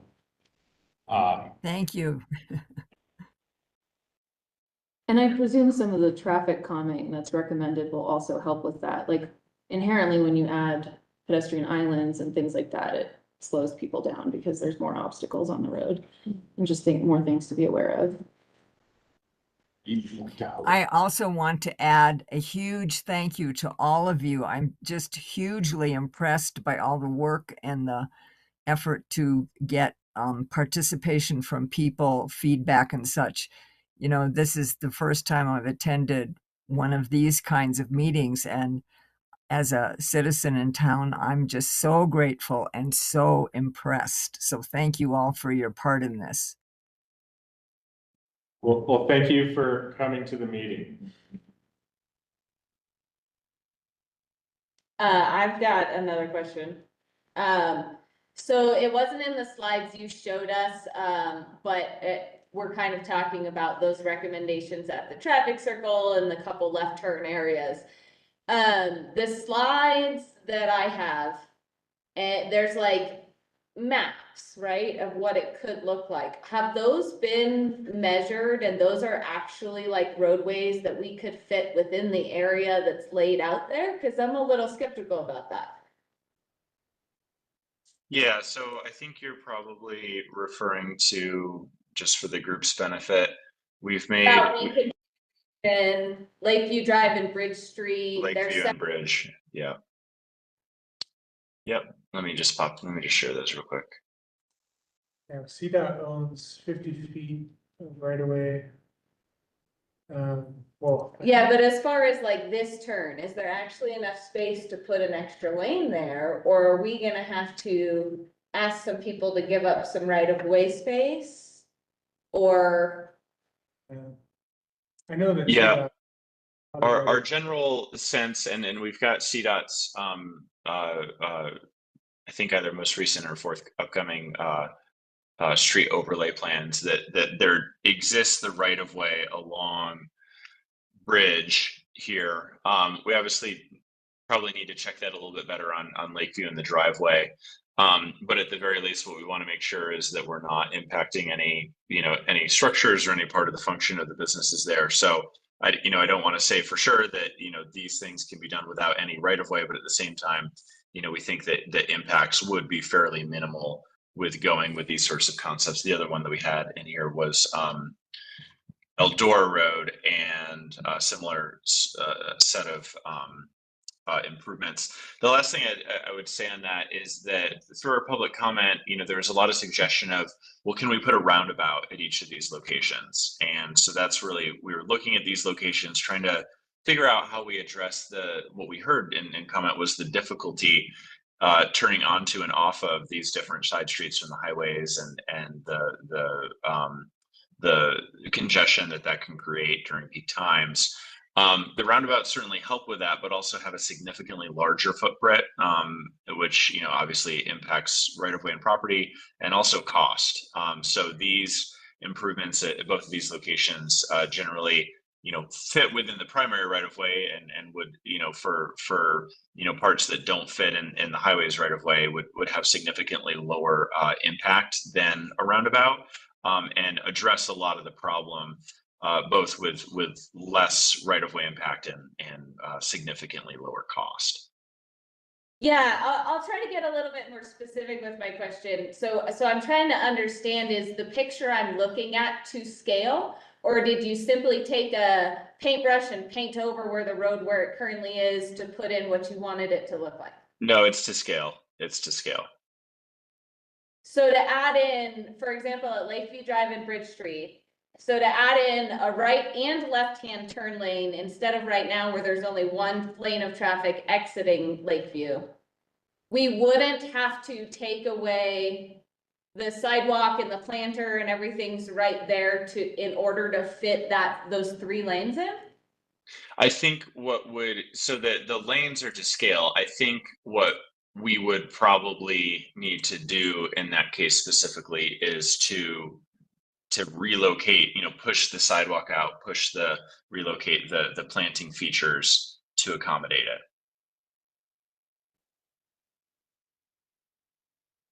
Yeah, but your picture doesn't cover up the sidewalk there, so that's why I'm confused about that. If it's to scale, but it's not covering up the sidewalk.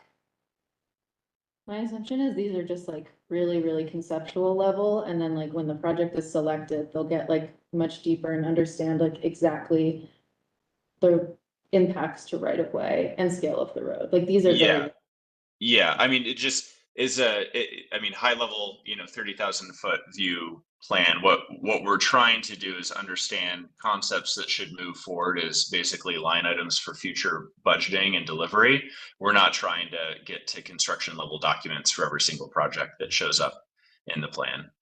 Oh, definitely. That's totally understood. I guess what I'm trying to understand is this a concept that is actually realistic with the space that is there? And I just want to make sure that is true. Yeah, I certainly think that we can explore that as we refine these and document in the plan itself trade-offs that we would expect, whether those be right-of-way trade-offs, whether those be relocation of sidewalk or landscaping or monuments, those sorts of things. I think we can definitely do that within the plan without getting to construction level designs.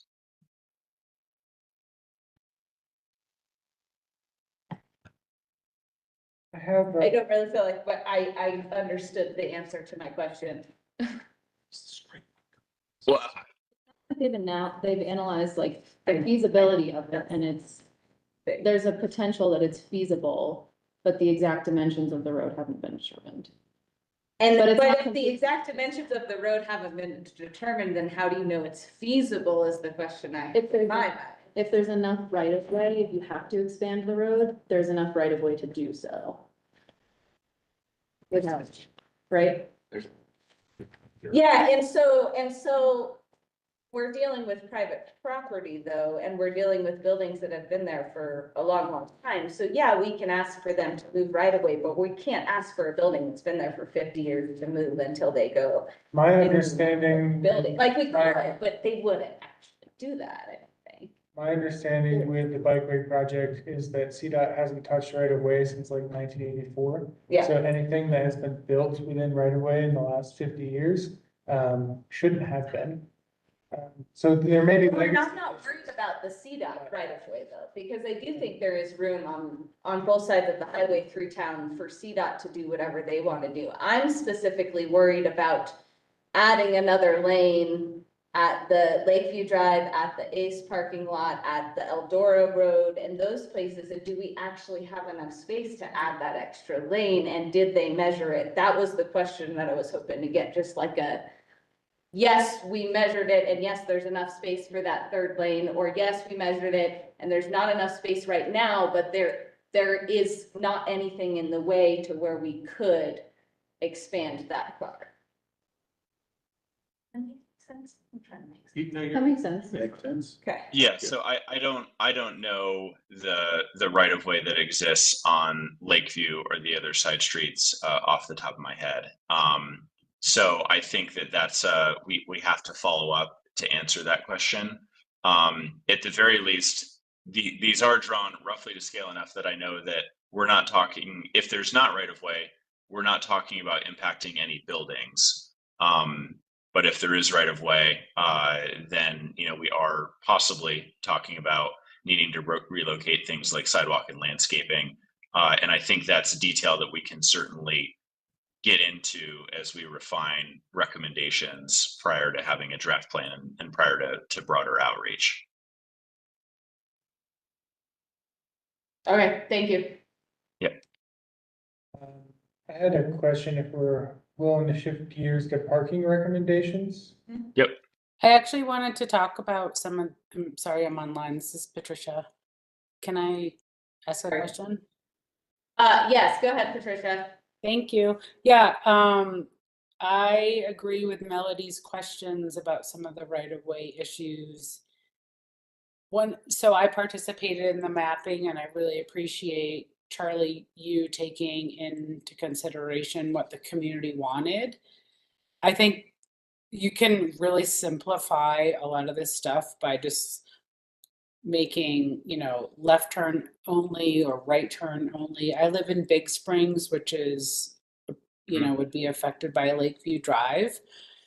The most impactful issues of traffic are ski season, obviously with Eldora, and then once summer season, which we're like all bracing for, perhaps this weekend, unless it starts snowing again, is the influx of like tourists in the summertime, is just the ability for people to move in and out of their own neighborhoods.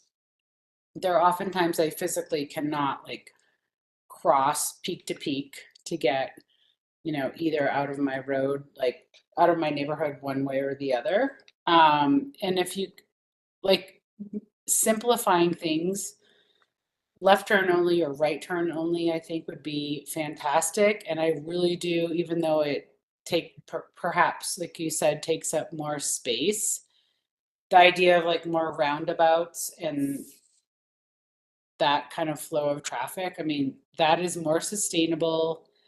It has been, there's studies across Europe that show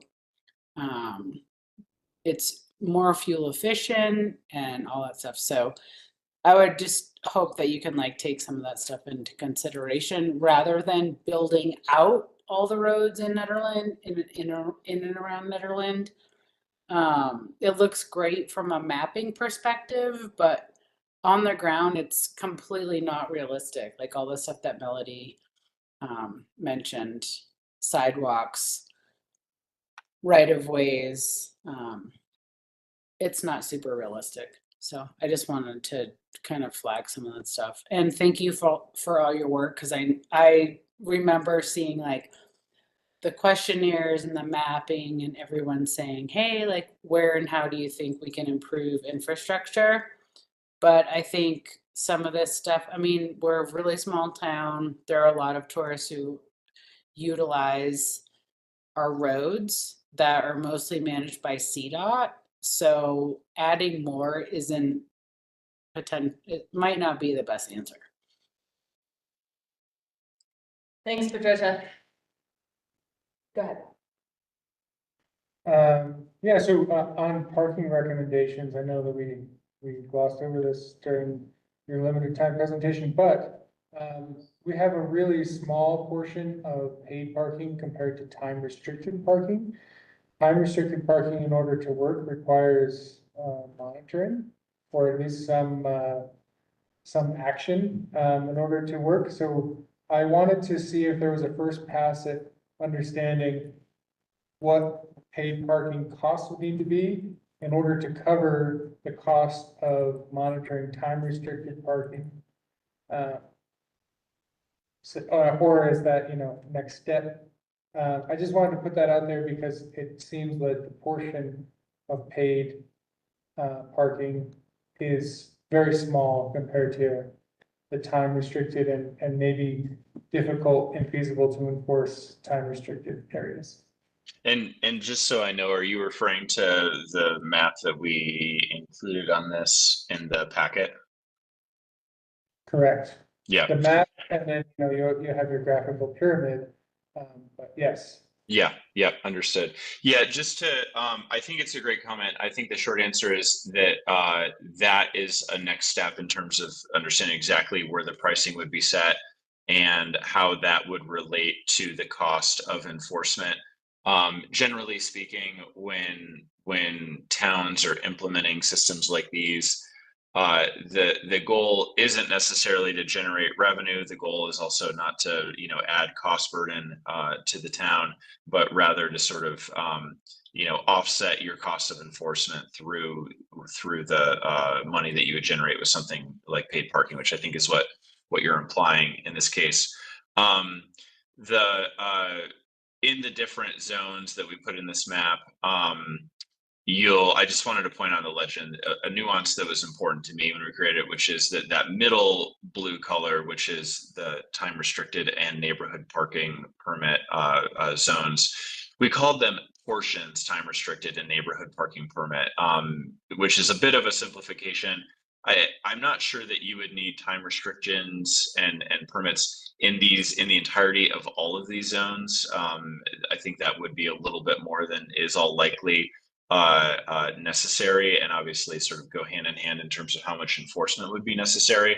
But we did want to roughly sort of draw lines on areas that should be considered for time restrictions and neighborhood parking versus those where at this point we really don't think that would be necessary. So there's definitely, I think, some refinement as this moves towards implementation. A lot of the times the way that towns are administering these smaller paid programs is working with a third-party vendor who can bring in the pay technology, and those vendors may also assist with the enforcement.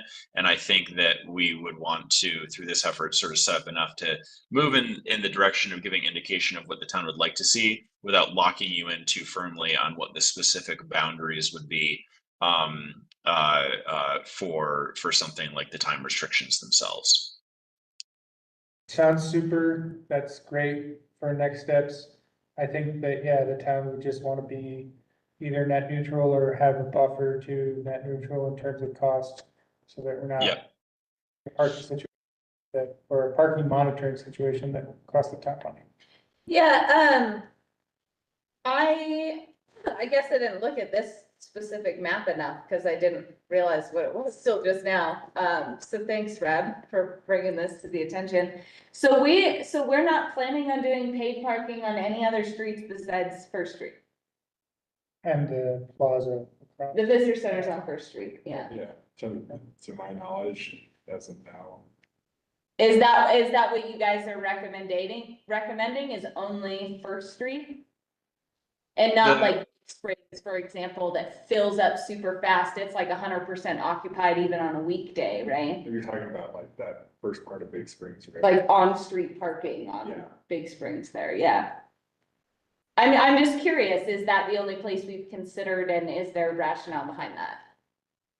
Yeah, I think in general, I think we're open to considering other locations, and if those couple blocks of Big Springs are appropriate, we can look into that in more detail. I mean, generally speaking, the paid zones would be most appropriate in commercial fronting areas, on street parking, where the demand for parking frequently exceeds supply. So first is, I think, obvious to all of us is something that meets that description. But if I can see, logic for why that segment of Big Springs would possibly be a candidate as well. And that's certainly a refinement that we can look into.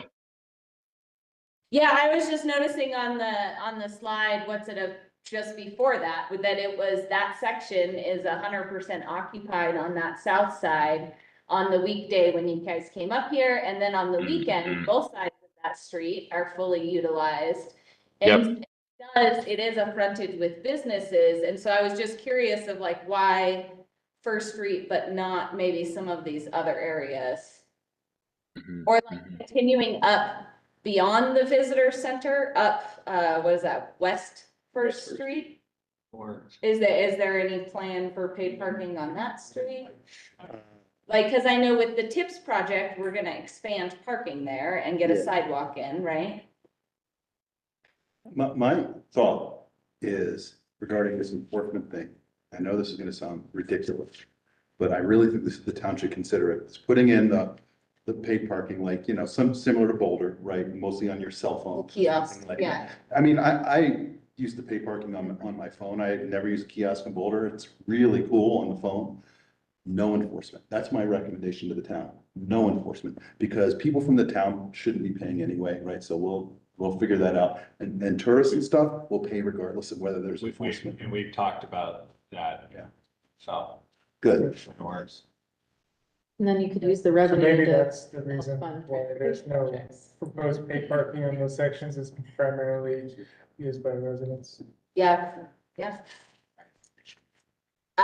Those are primarily used by everybody who works in those buildings and those customers to either the Big Springs building, the HubNet building on across the way, or Trace Gringos, the Spinning Silica, Backcountry, right? All those shops there. That is part of our downtown district still. So I guess the question remains then, if we want to go pursue a low or no enforcement strategy, is it still, would this plan still meet the intended result that we're looking for with Yeah. mitigated? I think it would. I think that people driving through town, seeing a sign that says 2-hour parking, I think that a lot of them would say, okay, I can park here for 2 hours. You know, some person driving in from Minnesota, just put this state out there, is gonna think, okay, that's the rule, you know, I don't want to get towed. They're not gonna get towed maybe, right? And they're gonna go and they're gonna pay on First Street because the thing says to pay. And I think that the town, you know, enforcement's gonna cost money. And where we gonna get a tow truck up here, right? Are we gonna boot people? Are we gonna use those things that they use in New York? It's like the big thing that they stick on the windshield. I would rather not see much of that stuff in Nederland, but No, I don't. yeah, so. No, and I don't, this is kind of off topic, sorry, but I don't think Second Street is really an ideal candidate for street parking. That there's just not enough space. There's not. It's one way And and there's not enough also space. people who live here. And so I would take Second and Third Street out, Put Schneider. but put Big Springs and Lakeview as paid parking. I don't know, that's just what I would look at. So maybe there's a recommendation for a second pass at the paid parking, paid versus time restricted parking, and then a strategy to make sure it's self-funded, but maybe not by residents if that can be possible. Well, and I guess to follow up, do we have a code about neighborhood street parking currently? And so like this whole unrestricted zone wouldn't just be open for anybody to park, right? It should just be Nederland residents and their families that are on the street, and there shouldn't be a whole lot of street parking. And of course, through the winter, they plow, so you can't anyway. But do we have it officially put? Only code that comes to mind is you can only park there for 3 days. And then you have. Yeah, so I think we also need to move forward in the parking recommendations with making sure we encompass the rest of the town. Like my 4th Street is technically unrestricted. And so all these people that come up to the Gillespie house, and I don't complain, but they do it every summer. They park all up and down my whole street into my driveway where I can't drive out of my driveway with my car. And like, I'm close enough to town, I can walk, that's fine. But I don't want there to be all this in dealing with rules and regulations and enforcement in the downtown area. and then people just flowing into Old Town and flowing up into 4th Street because of the regulations downtown. So I want to make sure we're holistically making sure to manage that so that they can enforce Well, then you end up with, somebody parking on Snyder's Street and messing things up. you end up with more traffic then, of people seeking parking on dirt roads that then have to, it creates a cascading effect. Yeah.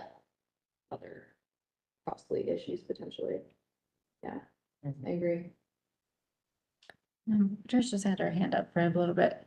Yeah, so my question is about enforcement. We don't have a police department. We don't have a fully staffed town of Nederland staff.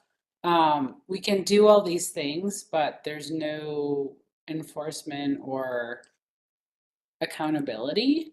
So I'm wondering where and how you think this parking utilization plan might work. And I agree with like where and how people utilize parking. So I don't want to see Nederland turn into Boulder, even though it's like sort of West Boulder. I don't want to see us like we're swiping cards and people are paying for parking and doing whatever. Is there a way to like centralize parking so that people just like go to one space and they'll like walk around?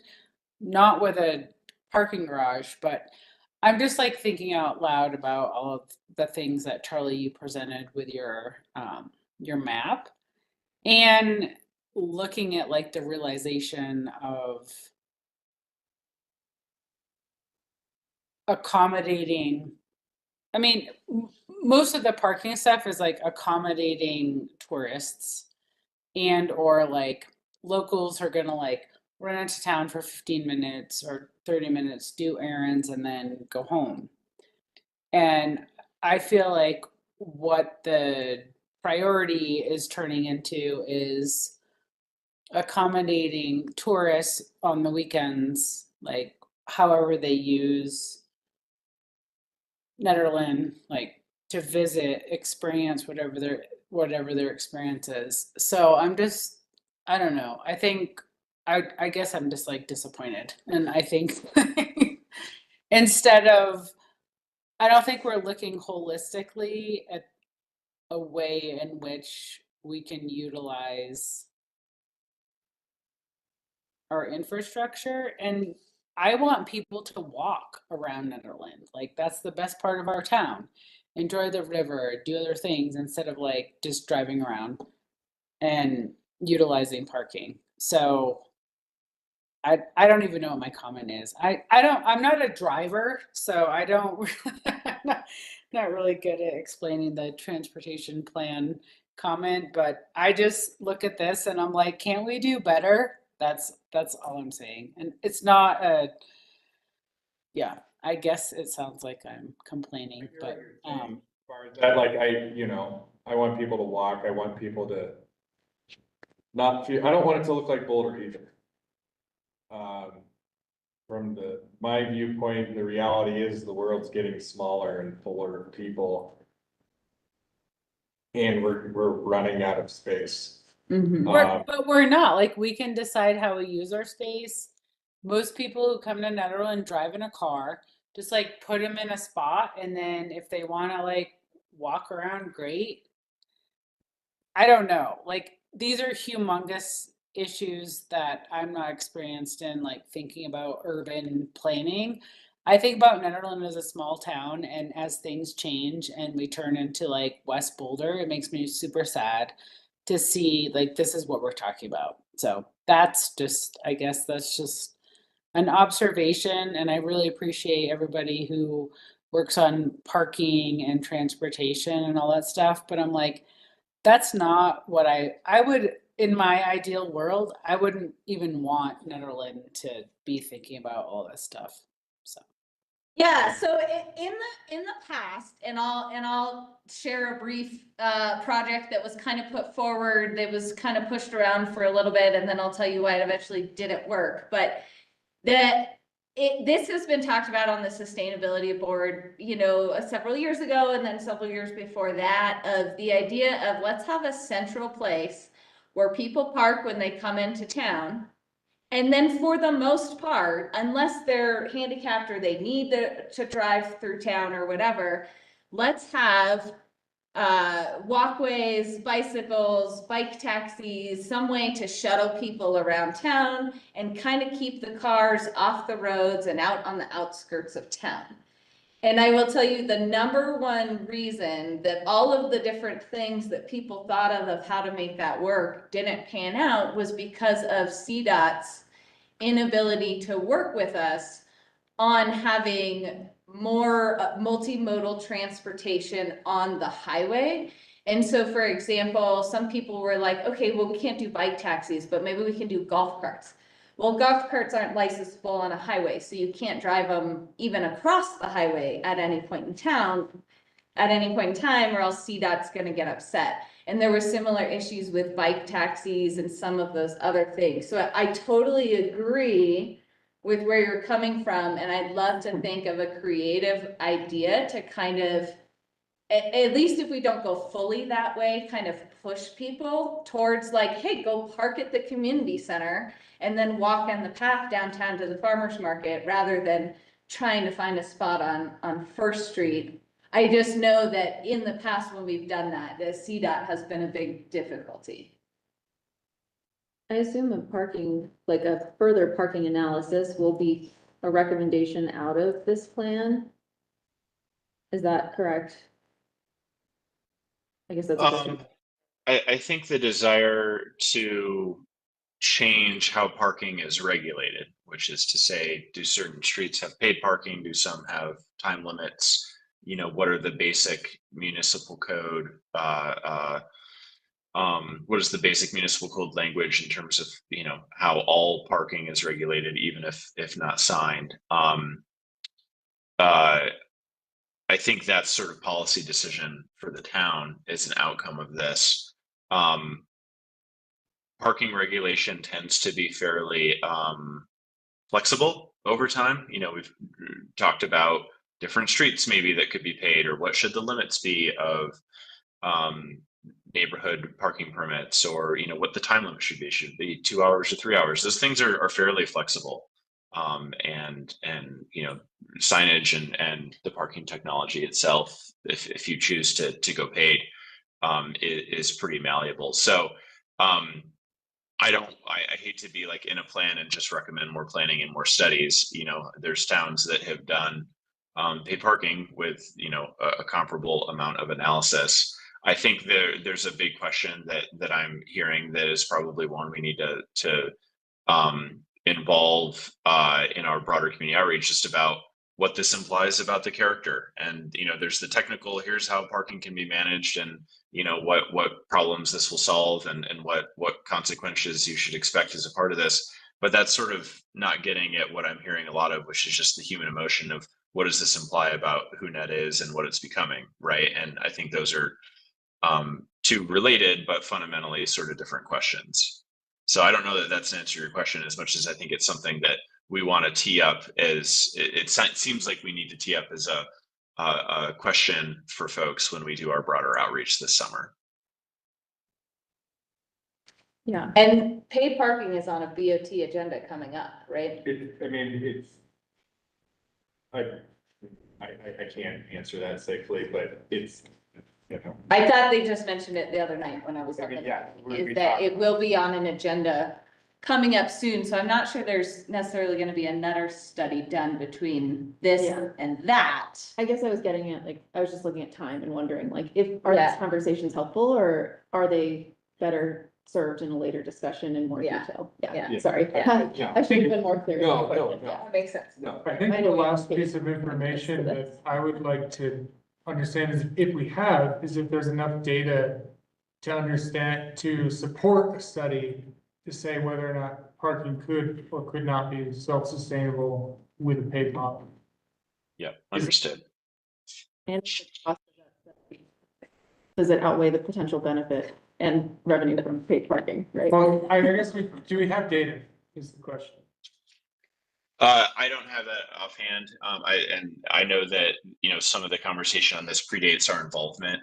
So I need to check with Britt and Miranda in terms of what does or doesn't already exist there. But that's certainly something we can follow up and answer for you.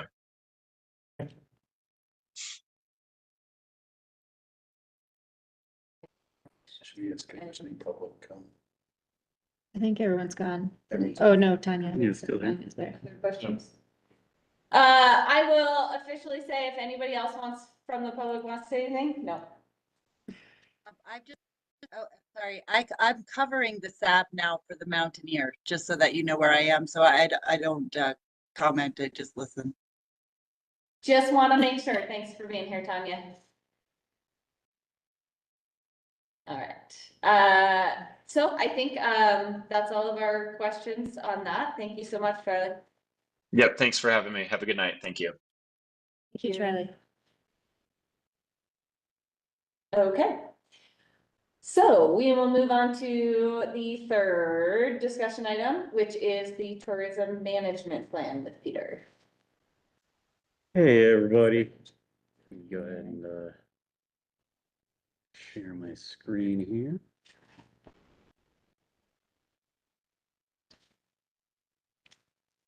So I'm going to, I think we should oh, pause. you want a 5-minute I break? don't know if we, Break. I'd Probably like, good are we idea. using a quorum if, Yeah, I think so. I think let's just take till Melody gets back break. Sorry. No worries. I'm just on autopilot right now. You know, yeah, I usually go to bed. I could bring snacks. You know, I brought a bag of peanuts that was already half eaten from my car. I didn't. I have some oat crackers in my car, actually. Maybe I'll have- Yeah. Bring Bring out my survival box. Anybody else want some?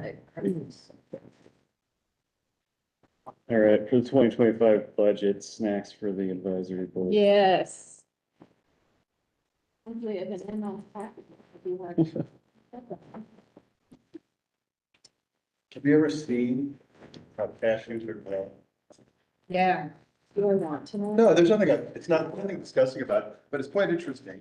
They're a tropical, it's like a tree, and they have this fruit, Like- and the fruit is about this big. It's like the size of a small Oh, apple. yeah. And then this little nut, it's just on, it's like one nut per fruit on the top of this fruit. It seems like very wasteful. I kept meaning to get up and get a glass and then I got stuck. I went to a place where they made a jam preserve out of the fruit of the cashew, where they were growing. it. Isn't it poisonous to touch? too? Yeah. Fruit? So What's in a cashew? I decided we should take a break while you were gone. Yeah. Okay. Tried to pee really, really fast. Guess I did not have to go so fast. Sorry, Oh, no, you're good. I tried to go once and everything. I thought I got something small to eat on my way back up. Well, we have a quorum again, so. Yeah, I can Yeah, start but- if you want. Okay, so basically, I'm just gonna be presenting on this tourism management strategy that I've been working on with the Colorado Tourism Office through Destination Blueprint. This is a pretty early in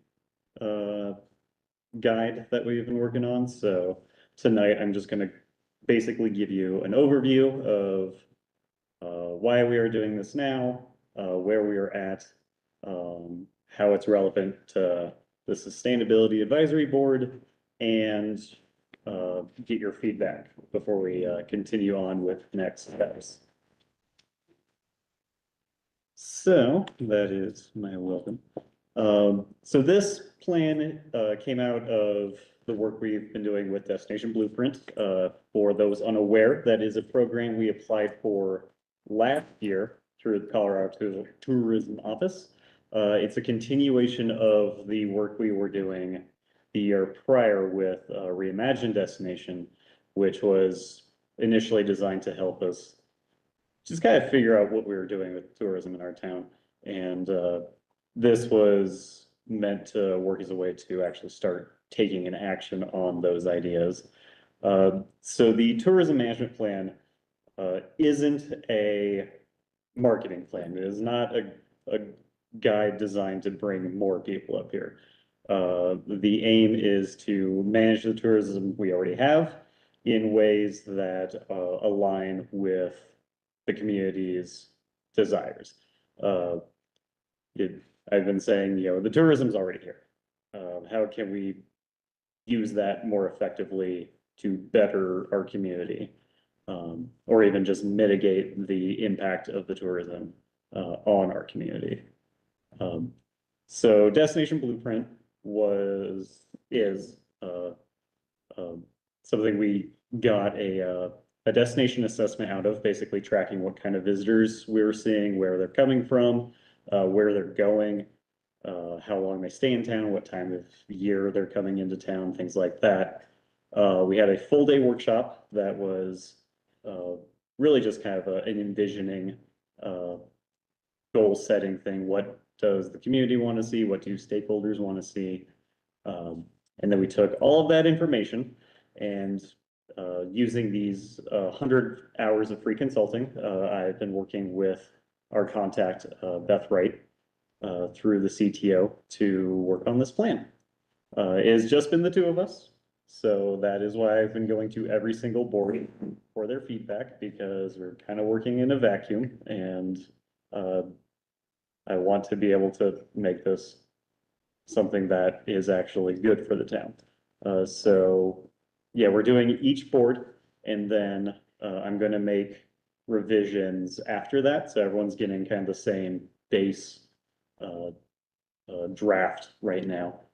And then we're going to do public engagement to further refine that afterwards. So let's look at the strategy. I'm not going to go through the whole thing. It's long. It's like 26 pages right now. So I advise you to look through it if you haven't already. I'm just going to touch on some of the main points and the parts that are most relevant to this board. Like I said, the whole purpose of this is to be a roadmap for how we want to. Oh, door's locked. You let Rabbit. Yeah, this is going to be a roadmap All the way outside. that we as a town can follow as a base guideline that will help us improve our approach to tourism and managing it in ways that are aligned with the town's goals. This is going to hopefully be a 3-year plan. We initially started off as a 2-year plan, but as we were looking at our aims and our goals and things, it expanded out fairly quickly.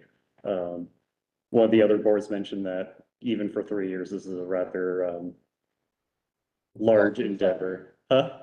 Long plan. Yeah, so I imagine one of the first things we're gonna do is start cutting some of these goals back to something that's a bit more manageable. Right now, we were just kind of throwing everything at the wall and saying what's stuck.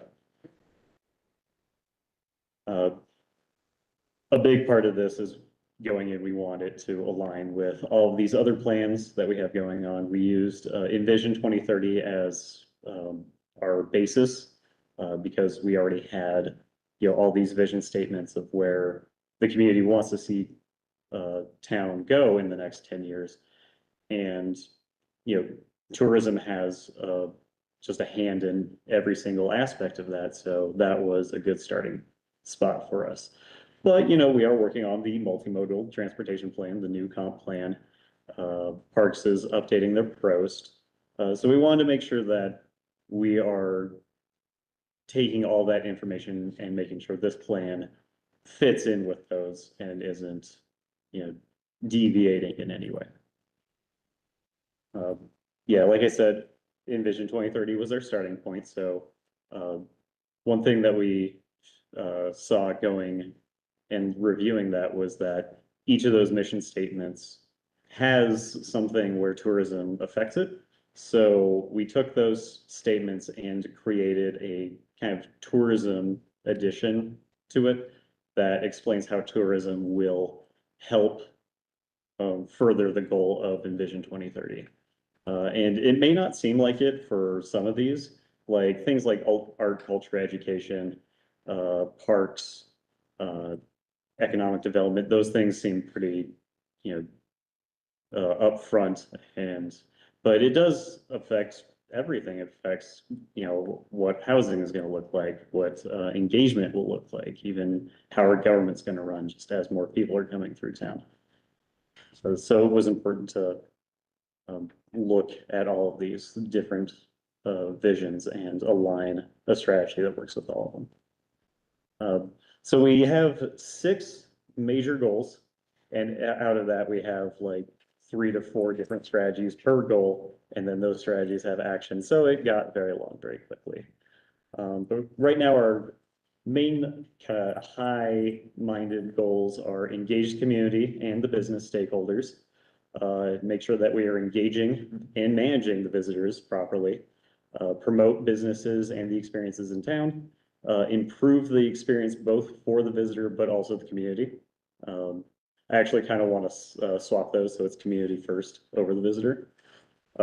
Research research, impact monitoring, and reporting is our next goal, because you know that's going to be something that we need for just future plans, and also for boards to make better informed decisions when it comes to dealing with tourism. And then also expanding like the partnerships we have with outside groups and governments. I think it was said at one of the workshops that Nederland is a town within a park, and that's why I think this one's important to realize that the things that we do have an impact outside of our town boundaries by a very large margin, actually. So I just want to kind of touch on some of the strategies and goals that are more SAB specific, rather than go through every single one. So we've identified 5 of these strategies that would benefit from SAB, either collaboration or taking charge, or even just your input. Goal 1, strategy 1, establish clear communication procedures and strategies to effectively share information. So this was the very first thing that we knew was going to be a priority, is, you know, just getting proper information out. What kind of information do we want tourists to know to create a more sustainable tourism experience within the mountains? Strategy 1.2, provide consistent updates on this whole progress, and build local awareness around tourism management. Basically, we need community buy-in for any of this to work. Like, I know that there is a mindset that, you know, we just don't want tourism. That's not really an option at this point. So what do we do with the tourism that we are seeing, and how can we get the community on board with ways that we want to manage that?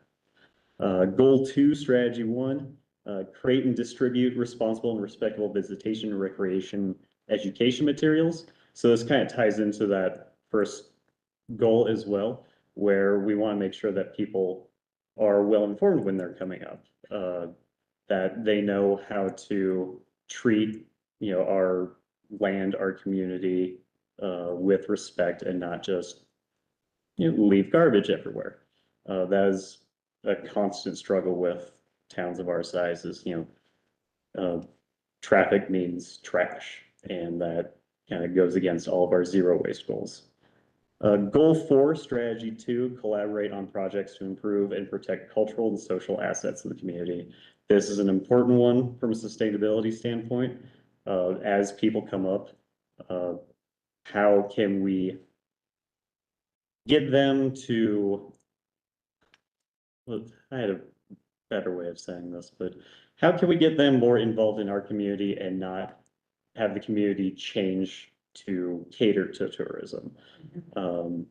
I like using Estes as an example. They have like 3 taffy shops on their main street. That's pretty much just tourism specific. So like a lot of the actions around this are like protecting our culture and making sure that it's something that people can respectfully and sustainably appreciate without, destroying.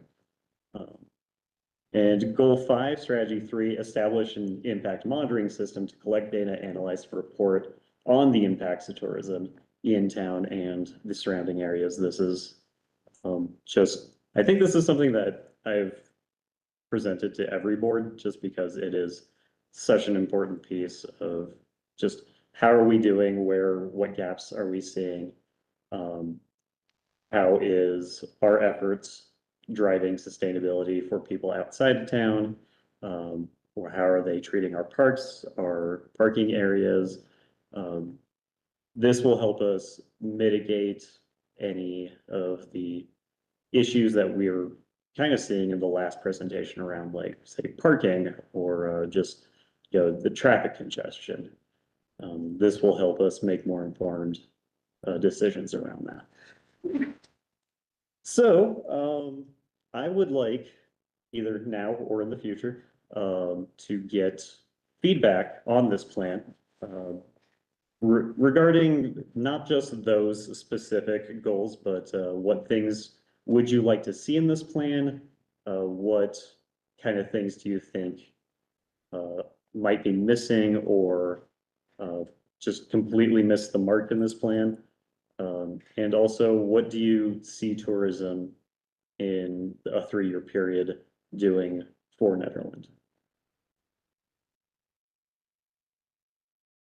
Go ahead. Yeah. I'm looking at page 7, Mm-hmm. under Health, Human and Social Services. And it says Nederland provides visitors with accessible and affordable healthcare, human services, et cetera, et cetera. Look at the vision statement, we're not even providing that to residents, it's just accessible to residents. And I'm a tourist, obviously, visitors should have the same ability to go to the hospital or whatever that we all do. And I would say that that's, an ambulance, which we have, if they need to, and, they can find a doctor the way anyone else can if they need to. And social services,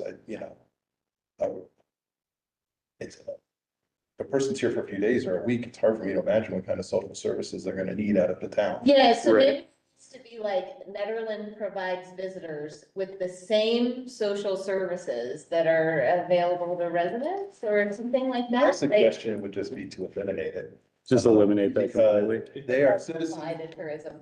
they are citizens or not citizens, visitors, they should be treated the same way as everybody else. We don't want to create a legal, talk about something like the rights of nature. Someone can come and say, hey, you obliged yourself to provide this to me, and Yeah, now I'm suing you because you didn't. Because So- Clinica isn't taking any new patients. 'cause that is an excellent point, and I just never even thought of that. Yeah, so I would just, That's a good point. Yeah. there you go, that's my comment.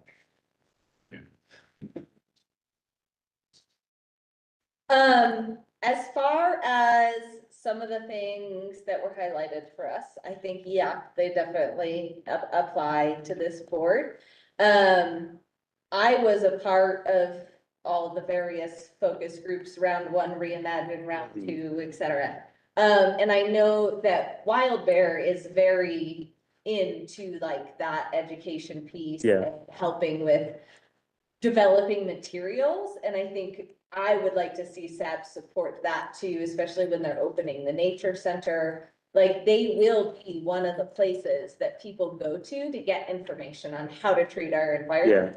And so I just want to make sure that that partnership is noted, like it says, and businesses that deal with recreation. So I just want to make sure Wild Bear's included in all that.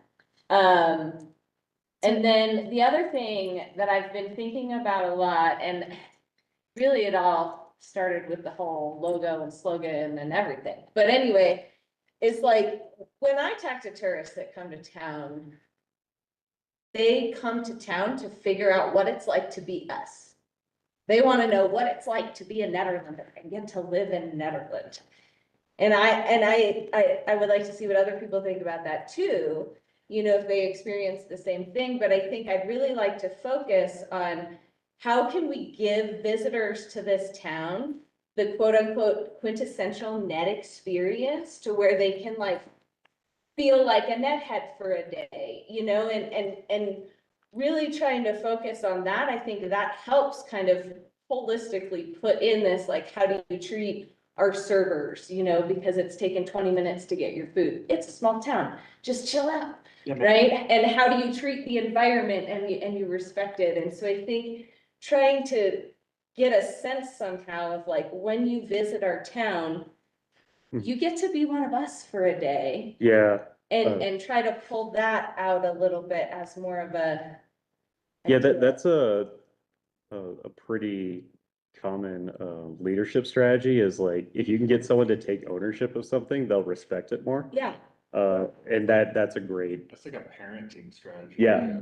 So I've got 4 Airbnbs on my street over there where I'm at on 4th Street, and I talk to those people all the time that come into this town. And they're just like, you're so lucky to live there. This is so amazing. What a cool place. Mm-hmm. You know, and so they really are like, oh, I wish I could be you. You know, and I think we need to capitalize on that. And that's just what I've noticed over the last couple of months of all this tourism discussion. With that being said, do you have an idea, like what? Can I throw something out? Yeah. An idea. When we were traveling, one thing that was interesting, and you get this when you go to like small towns, but we were in like a very, very small town. And they had these like pamphlets for the town with a map, and they were in every single place we went to, every restaurant, and like just drumming that up. But then also like the language that we use and like the word choice in our communication to communicate that feeling. Like, I think you can pick certain words that capture that in your communication strategy, and that helps like set the tone. Yeah, so like, for example, one thing that happens all the freaking time, and this is just because I work there every day, is people on the street go, you have to go see the carousel. You have to go see the carousel. If you're in Nederland, you have to visit the carousel. I said that today. You know, and so, yeah, and so that's like one example of what I'm kind of talking about, of where we've got this mentality, and that's just like a natural one. So how can we like create that, I guess? Or build on that a little bit more, like. The Nederland, it's the word. It's the, like you're hunting for some. Like scavenger hunt?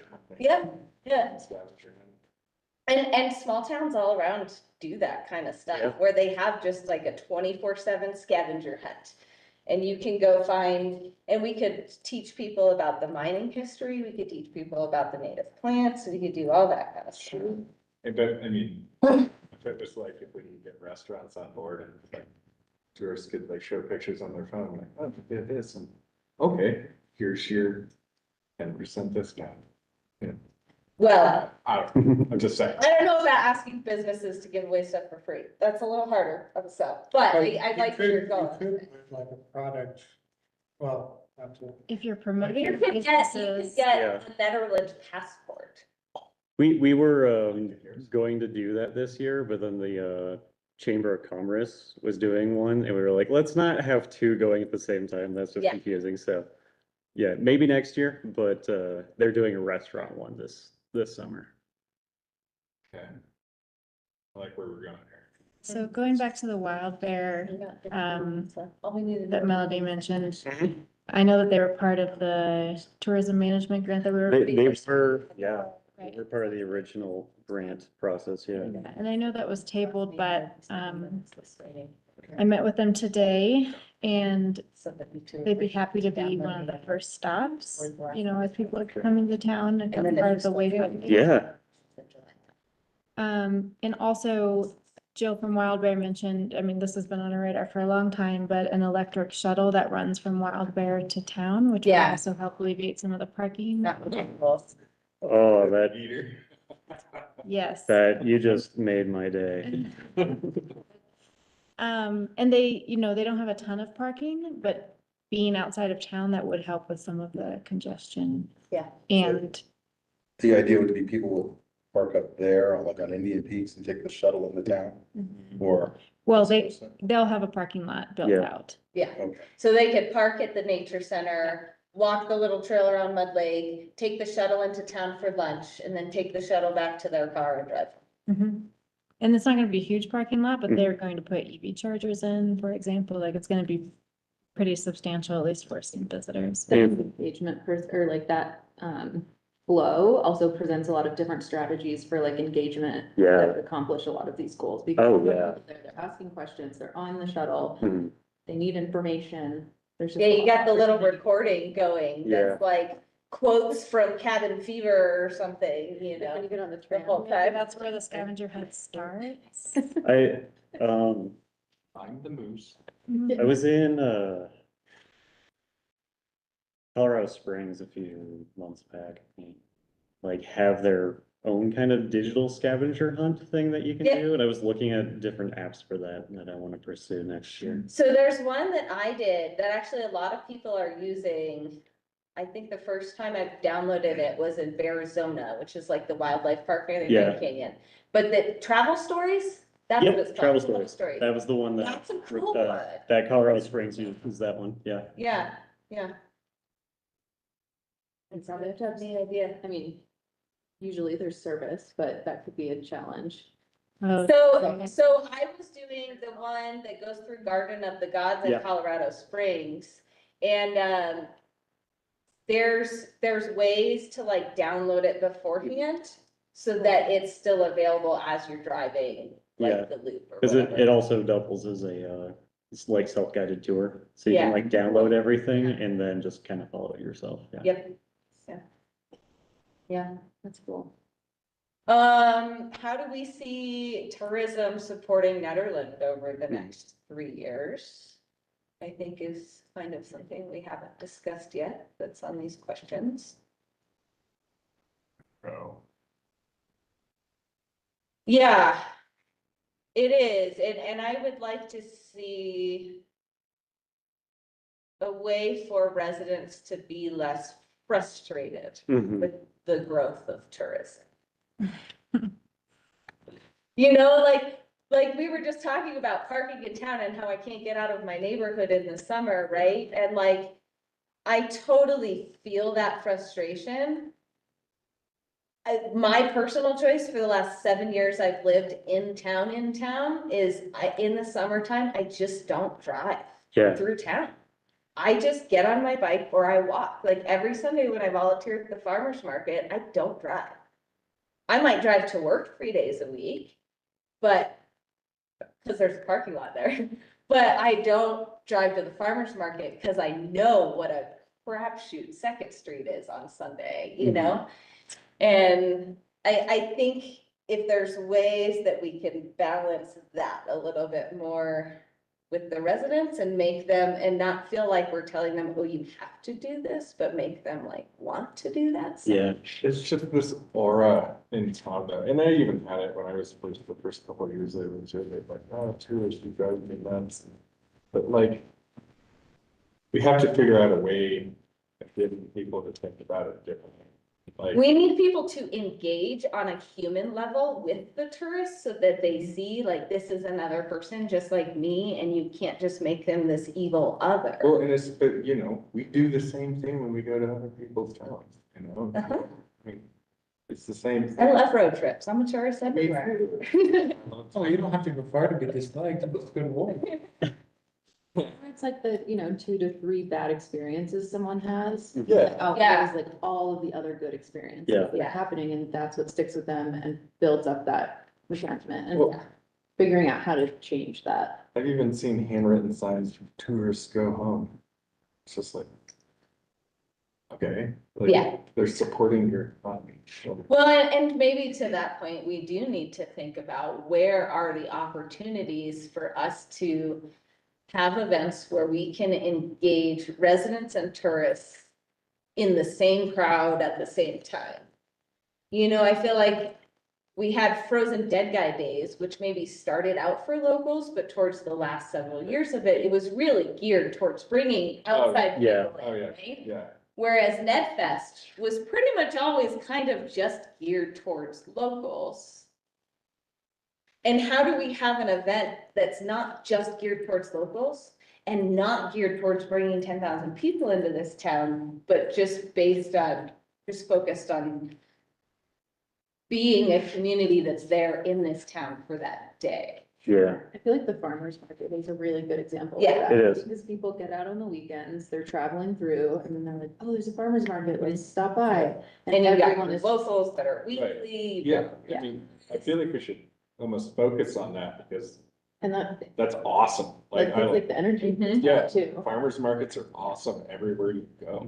You know, like, let's focus on that, try to expand on the farmers market. How can we make I it? also think like things that highlight Netherlands, go a long ways for that. I think like the Mhm. Miners' Days Mhm. was a good example of that. Things that kind of show off like the history and the heritage. Sure. Yeah, Or even just the way of life. yeah. Um, And then something, SAB has never had the capacity to like take this on because we're a bunch of volunteers and it's just a lot to put on an event, but we've always kind of wanted, and we've had good participation when we've done it. We did one, 2018, 2017 at the Caribou Room of like an eco festival. Where you've got, people of all different kind of walks of life, just talking about like, what are the different eco-conscious things that are new on the market and how can we do that, and have some like eco arts presentations. Like we had a big thing that everybody kind of made a little piece for it and it turned into a tree and Nice. it all kind of went together. And so something like that is Or- definitely Yeah. sustainability related, and I feel like the community also could Mhm. jump on And board. remember when I with that. mentioned to you, Oh, yeah, you're the- bush the crafting. bush- You're all into bushcraft. Yeah, and because, but right, but you give me Yeah. crap about it, but it's like, all those people. I think it would sell well up here. Respect nature, and there's a ton of those people up here. And then it's gonna also bring in Yep. people from surrounding areas Mhm. to it. Like Peter. So fun thing about that is the first board I presented this to was the youth advisory board. Uh-huh. And I had a 16-year-old kid suggest the same thing, so. I told you. There's a desire from multiple, But there's- demographics. And there's many elements of that thing. Yeah. Right? That you can. Well, yeah, it would be an annual event where every year they'd have different sessions and different things you could participate We gotta in. get me excited. So, Patricia would really like to speak. Yes, Patricia, Yeah. sorry. Terrible. looking. Yeah, I just wanted to talk about not just summer. I mean, we get an influx of tourists in the winter and it's not sustainable. And I think the best thing, and I mentioned this earlier, I think the nicest thing we could do is recreate the reservation system for parking at Eldora. It guaranteed people a place to come. There was a lot less traffic.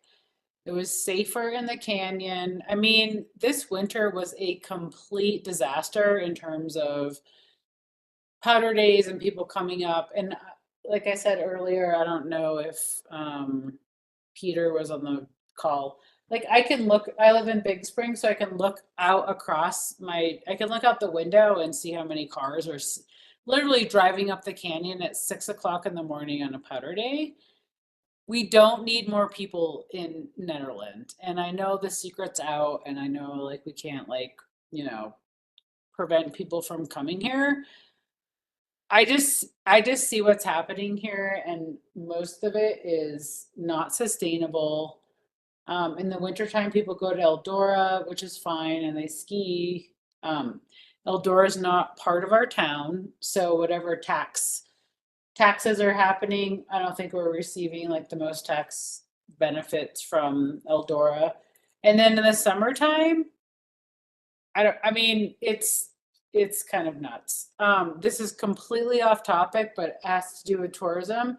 I would like to figure out a way in which the town of Nederland can enforce noise ordinances with motorcycles like literally bombing through town, super loud. I don't think they really stop and hang out here.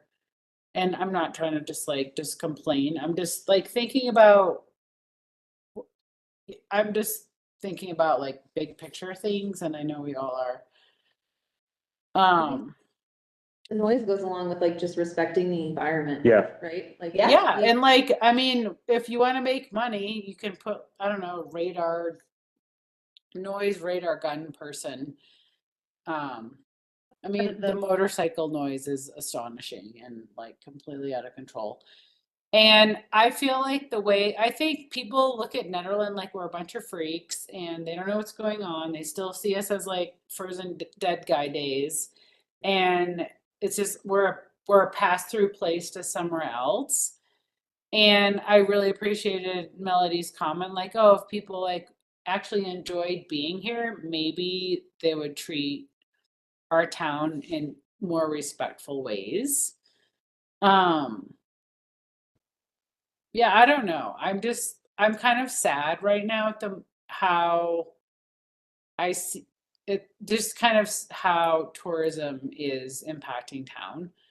And I love the farmers market. I'm a volunteer. I support that. And honestly, like everything else, like I feel like we don't need any more people. I've not handwritten the signs like tourists go away, but I might be like a few steps behind it. So I don't think we need to encourage more tourism in Nederland, especially given how the impacts of tourists, like most people, they come from Denver or the flats where they're coming from, and they come up here in the spring and they're like, oh, they're surprised that there's snow on the ground. Like there's like people in shorts and flip-flops hiking on trails with snow, and then we have to call like search and rescue. I mean, I don't know. I just think there's such like a disassociation, and I think I should probably just stop talking at this point because You bring I'm not complaining. I'm just kind of like, I feel like everybody thinks we're like on another planet, and I get it. I work with people in Denver. I work with people in Boulder. I work with people all around Colorado, and I'm like, oh, it's snowing at my house today, and they don't really understand what's going on. And like, I feel like as the Colorado Tourism Office, like there needs to be some level of responsibility. We don't need more people up here. We don't have the infrastructure to support it. We're not getting taxpayer dollars. And like all the things that were discussed previously with like parking, impacts of nature, impacts of residents, like there's a huge disconnect. And so I'm hoping that as a sustainability advisory board, we can like bring in all the conversations we've had tonight, which unfortunately, like you weren't part of the previous discussion. So anyway, that's. So Peter, I wonder if you could speak to this more. I know during the initial review and data collecting, it was found that with all the traffic that goes to Eldora, very little of it stops in town. Yeah. And so is that part of the? Yeah, it's less about bringing more people up here. Like that, as I mentioned, like, and as Patricia said, like we don't have the space to bring in more people. But it's more about like, how can we capture the tourism dollars that are just driving from Boulder to Eldora or from Boulder to Blackhawk. Like stop, leave your money, and then go along on your way. And one thing that you actually just jogged my memory, Patricia. One thing that this plan needs to have included in it is ways that we can, what's a nice way to say this? Keep tourists from just destroying residential areas. I think, we don't want people, this was a big thing during like leaf peeping season where people would just like flood Old Town. up. to the point where we needed to put up barricades that were just like residential traffic only. So how can we deter tourists from doing things like that? We're getting stuck in the winter. I Yeah. dug someone out every week this winter. Correct. And like I used to live in Old Town. I had that same experience during Frozen Dead Guy days, like people urinating and other Mhm. things in my yard. And I live in Big Springs and the same, like Frozen Dead Guy day, people parking like on the road and like partying, not even close to town. It's like, I think because everybody thinks Nederland is what such a unique. Right back. Well, a lot of this is really, we need increased police patrols, but we don't have enough. Well, we don't even have a police department. And so this goes back to like the parking issue, the, crosswalks. We don't have a police department. We have Boulder County sheriffs, which is great. Like they're making hopefully tons of money for us and tons of money for our town and the county. We don't have a police department, period. Like, We don't have the same kind of control over it, and Yeah. I have the same issue. I'm totally. for sure. And like, we don't maybe we don't need a police department, but we need if like all the things we've talked about tonight in our conversation for the past like 3 hours is like super high level, like we're this, we have a lot of money, a lot of staff, high level functioning town / almost city. And that's not who we are. We're a small town. We're all volunteers. We have a small amount of staff and we don't have a police department. We have no enforcement, like all these things everybody's talking about. I'm like, who's going to do this stuff? So right? Like I love all these ideas and there's a reason why all these issues are like continue to come up for decades because we're a town, but like we have a lot of growing pains. Yeah, and I think the idea is like, okay, so we can't do everything we want to do, like, of course. But what is realistic to consider when we're talking about, okay, we already have all this influx of tourists. They are coming, whether we like it or not. And it is causing issues. So we can't make it perfect, but what are the things that we can do? And I think I have a unique perspective in working at the Carousel, living on a street with 4 Airbnbs where I'm talking to these tourists all day long. And I meet very, very few that would never get along in town here. There is those people from Texas who say the racist, misogynistic stuff, and you're just like, okay, can't wait for you to leave. But 95% of the people I meet are just blown away by our town. And they feel like we're so lucky to live here. They want to know what it's like to live here. And when they do come to town and they're in t-shirts and a short and it's starting to snow, they come in and they're like, oh my God, does this happen all the time? And then we have, 20-minute conversation about, yeah, that's kind of what it's like to live in the mountains, and we educate them.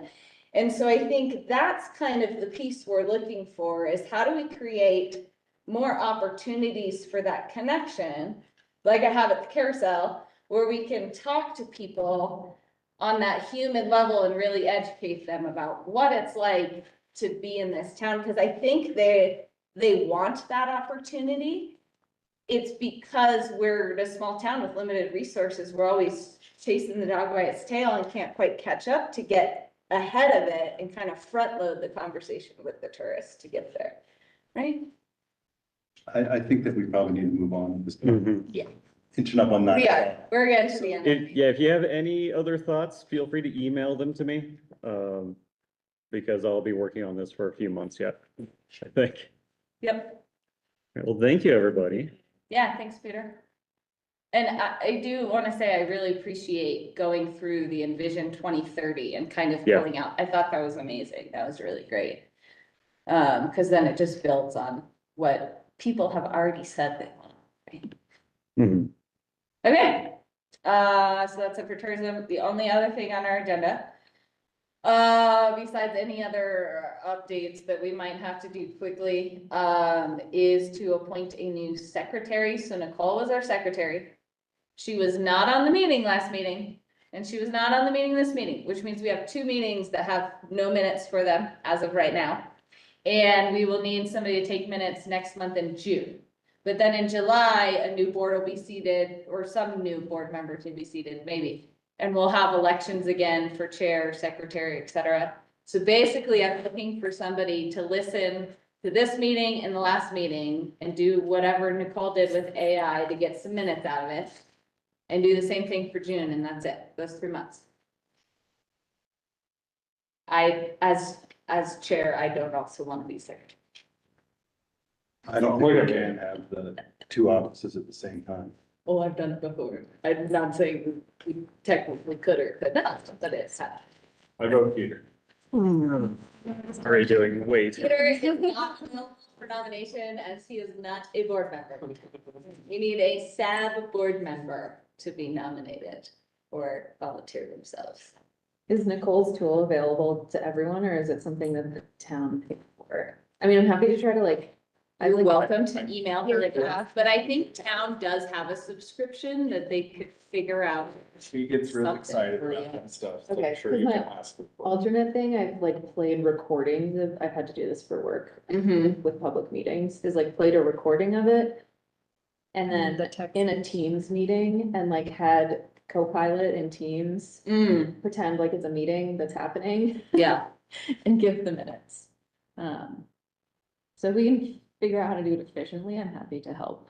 I think Nicole can Okay. definitely tell you Yeah, how she did it and probably be the best one to explain. She gets so All stoked of on that. that stuff. We need to have a vote. I'll read. With Maddie just volunteer. Yes, we do need to vote to appoint her. So I move to appoint Maddie Woods as the secretary of the Sustainability Advisory Board. Second, And we will call a vote. Rich, yes. Melody, yes. Yes. Yes, Hi, yes. and Patricia. I hear no vote, but for 1, 2, 3, 4. Pass the Yes, motion. I'm here, sorry. There we go. There she is, yay. So motion. We have Maddie as our new secretary until through June. And then in July, we'll vote again. Is there any updates you wanted to go over before we adjourn? Yeah, I'll keep it really short and not go through my report that you all can read and ask me questions about later, but I think the main thing is that Wild Bear invited the SAB board and the ProSab, sorry, I was about to say the BOT, but no, ProSab, to come do a site tour and take a look at what they have planned for Right. their renewable energy and Fun. other nature-based improvements that they're doing. So she asked me to just find out when people might be available, and we don't figure this out tonight, but I did want to bring that up. That's probably something we can do through email. We do a doodle Absolutely. Yeah. poll with some options. Got it. And then I just want to mention too that we're about to charge money for our EV charger at the visitor lot. Okay, you knew about that? I heard it at the meeting the other night. Okay, great. Yeah, and we'll do some public outreach about that so people aren't surprised, but that should bring us some revenue or at least cover our costs for the chargers.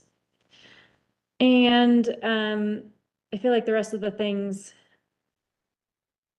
The only thing I had a question about was green business program. And if there's anybody that's interested in getting signed up here in June before it does on the 30th, I'm happy to be walk people through the application or whatever. I just did my annual report and pulled out the manual again, and I was like, yeah, I can help people. Okay. So if there anybody who has had interest in the past, I know we've kind of stalled on that a little bit, but if there's anybody that had interest, There like are some. Salto or Steve or whatever, I think- I'd be happy to go through an application with them and Okay. try to get their business in the I system. think Crosscut was one of the. Okay, Crosscut. Yeah, but also Partners for a Clean Environment helps walk through Yeah. people through that, and they, you are welcome to do it too, but. I know, there's I ways just to- think this, being able to say like, oh yeah, I know Melody and yeah, she's in town and it'll be really easy to figure out a time to meet with her Sure. might Yeah. I be a will- little easier than like, oh yeah, call Matt, when when all these people don't even know who he is, right? Sure. Well, all the So- businesses should know who Matt is by now because he does the So, tour but every I talk to quarter. them all the time and they're like, Pace what? Oh. Partners for a Clean Environment? I think if I say like redhead Matt, they'll know what I'm Yeah. talking about, but, that's great. I'll put you as a resource there. And I was just reading the minutes from the few months that I was gone about, you know, the energy subcommittee starting back up and some other things, Mm-hmm, but I feel like we can save that for next meeting, okay.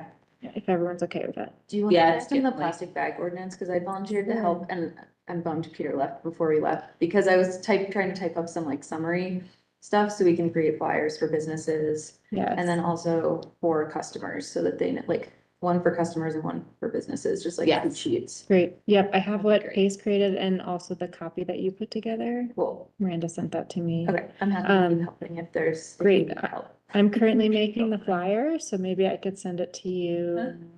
Yeah. I think because the flyer will be small, hopefully, and or digital, we could link that to a town webpage that has more information about Yeah, like if you do. the definitions and, yeah. Yeah. I will look into that. Okay. Yeah, I couldn't make it to the zero waste meeting Yeah, because I was away, so. yeah, but it's in the Oh, middle he of hates me, workday, but so. I like it. We were out of the country. Oh, that's great. Yes. Where'd you go? Went to Costa No, Rica. it's Chipai. Sure. She corrects be at the people, next one. it's Chipai. I've never seen Chippy. Nope. No. Yeah, I'm going there next month. Every time Chris Larson called her Chippy, every single meeting, Chris Larson called her Chippy, and every single part, public comment should be that. I hear her Okay. every meeting. Yeah, I just mute it. We're still recording a public meeting, FYI. I move we adjourn. A second. All right. Without Maybe objection. Friday. Thanks, everybody. You. Thanks.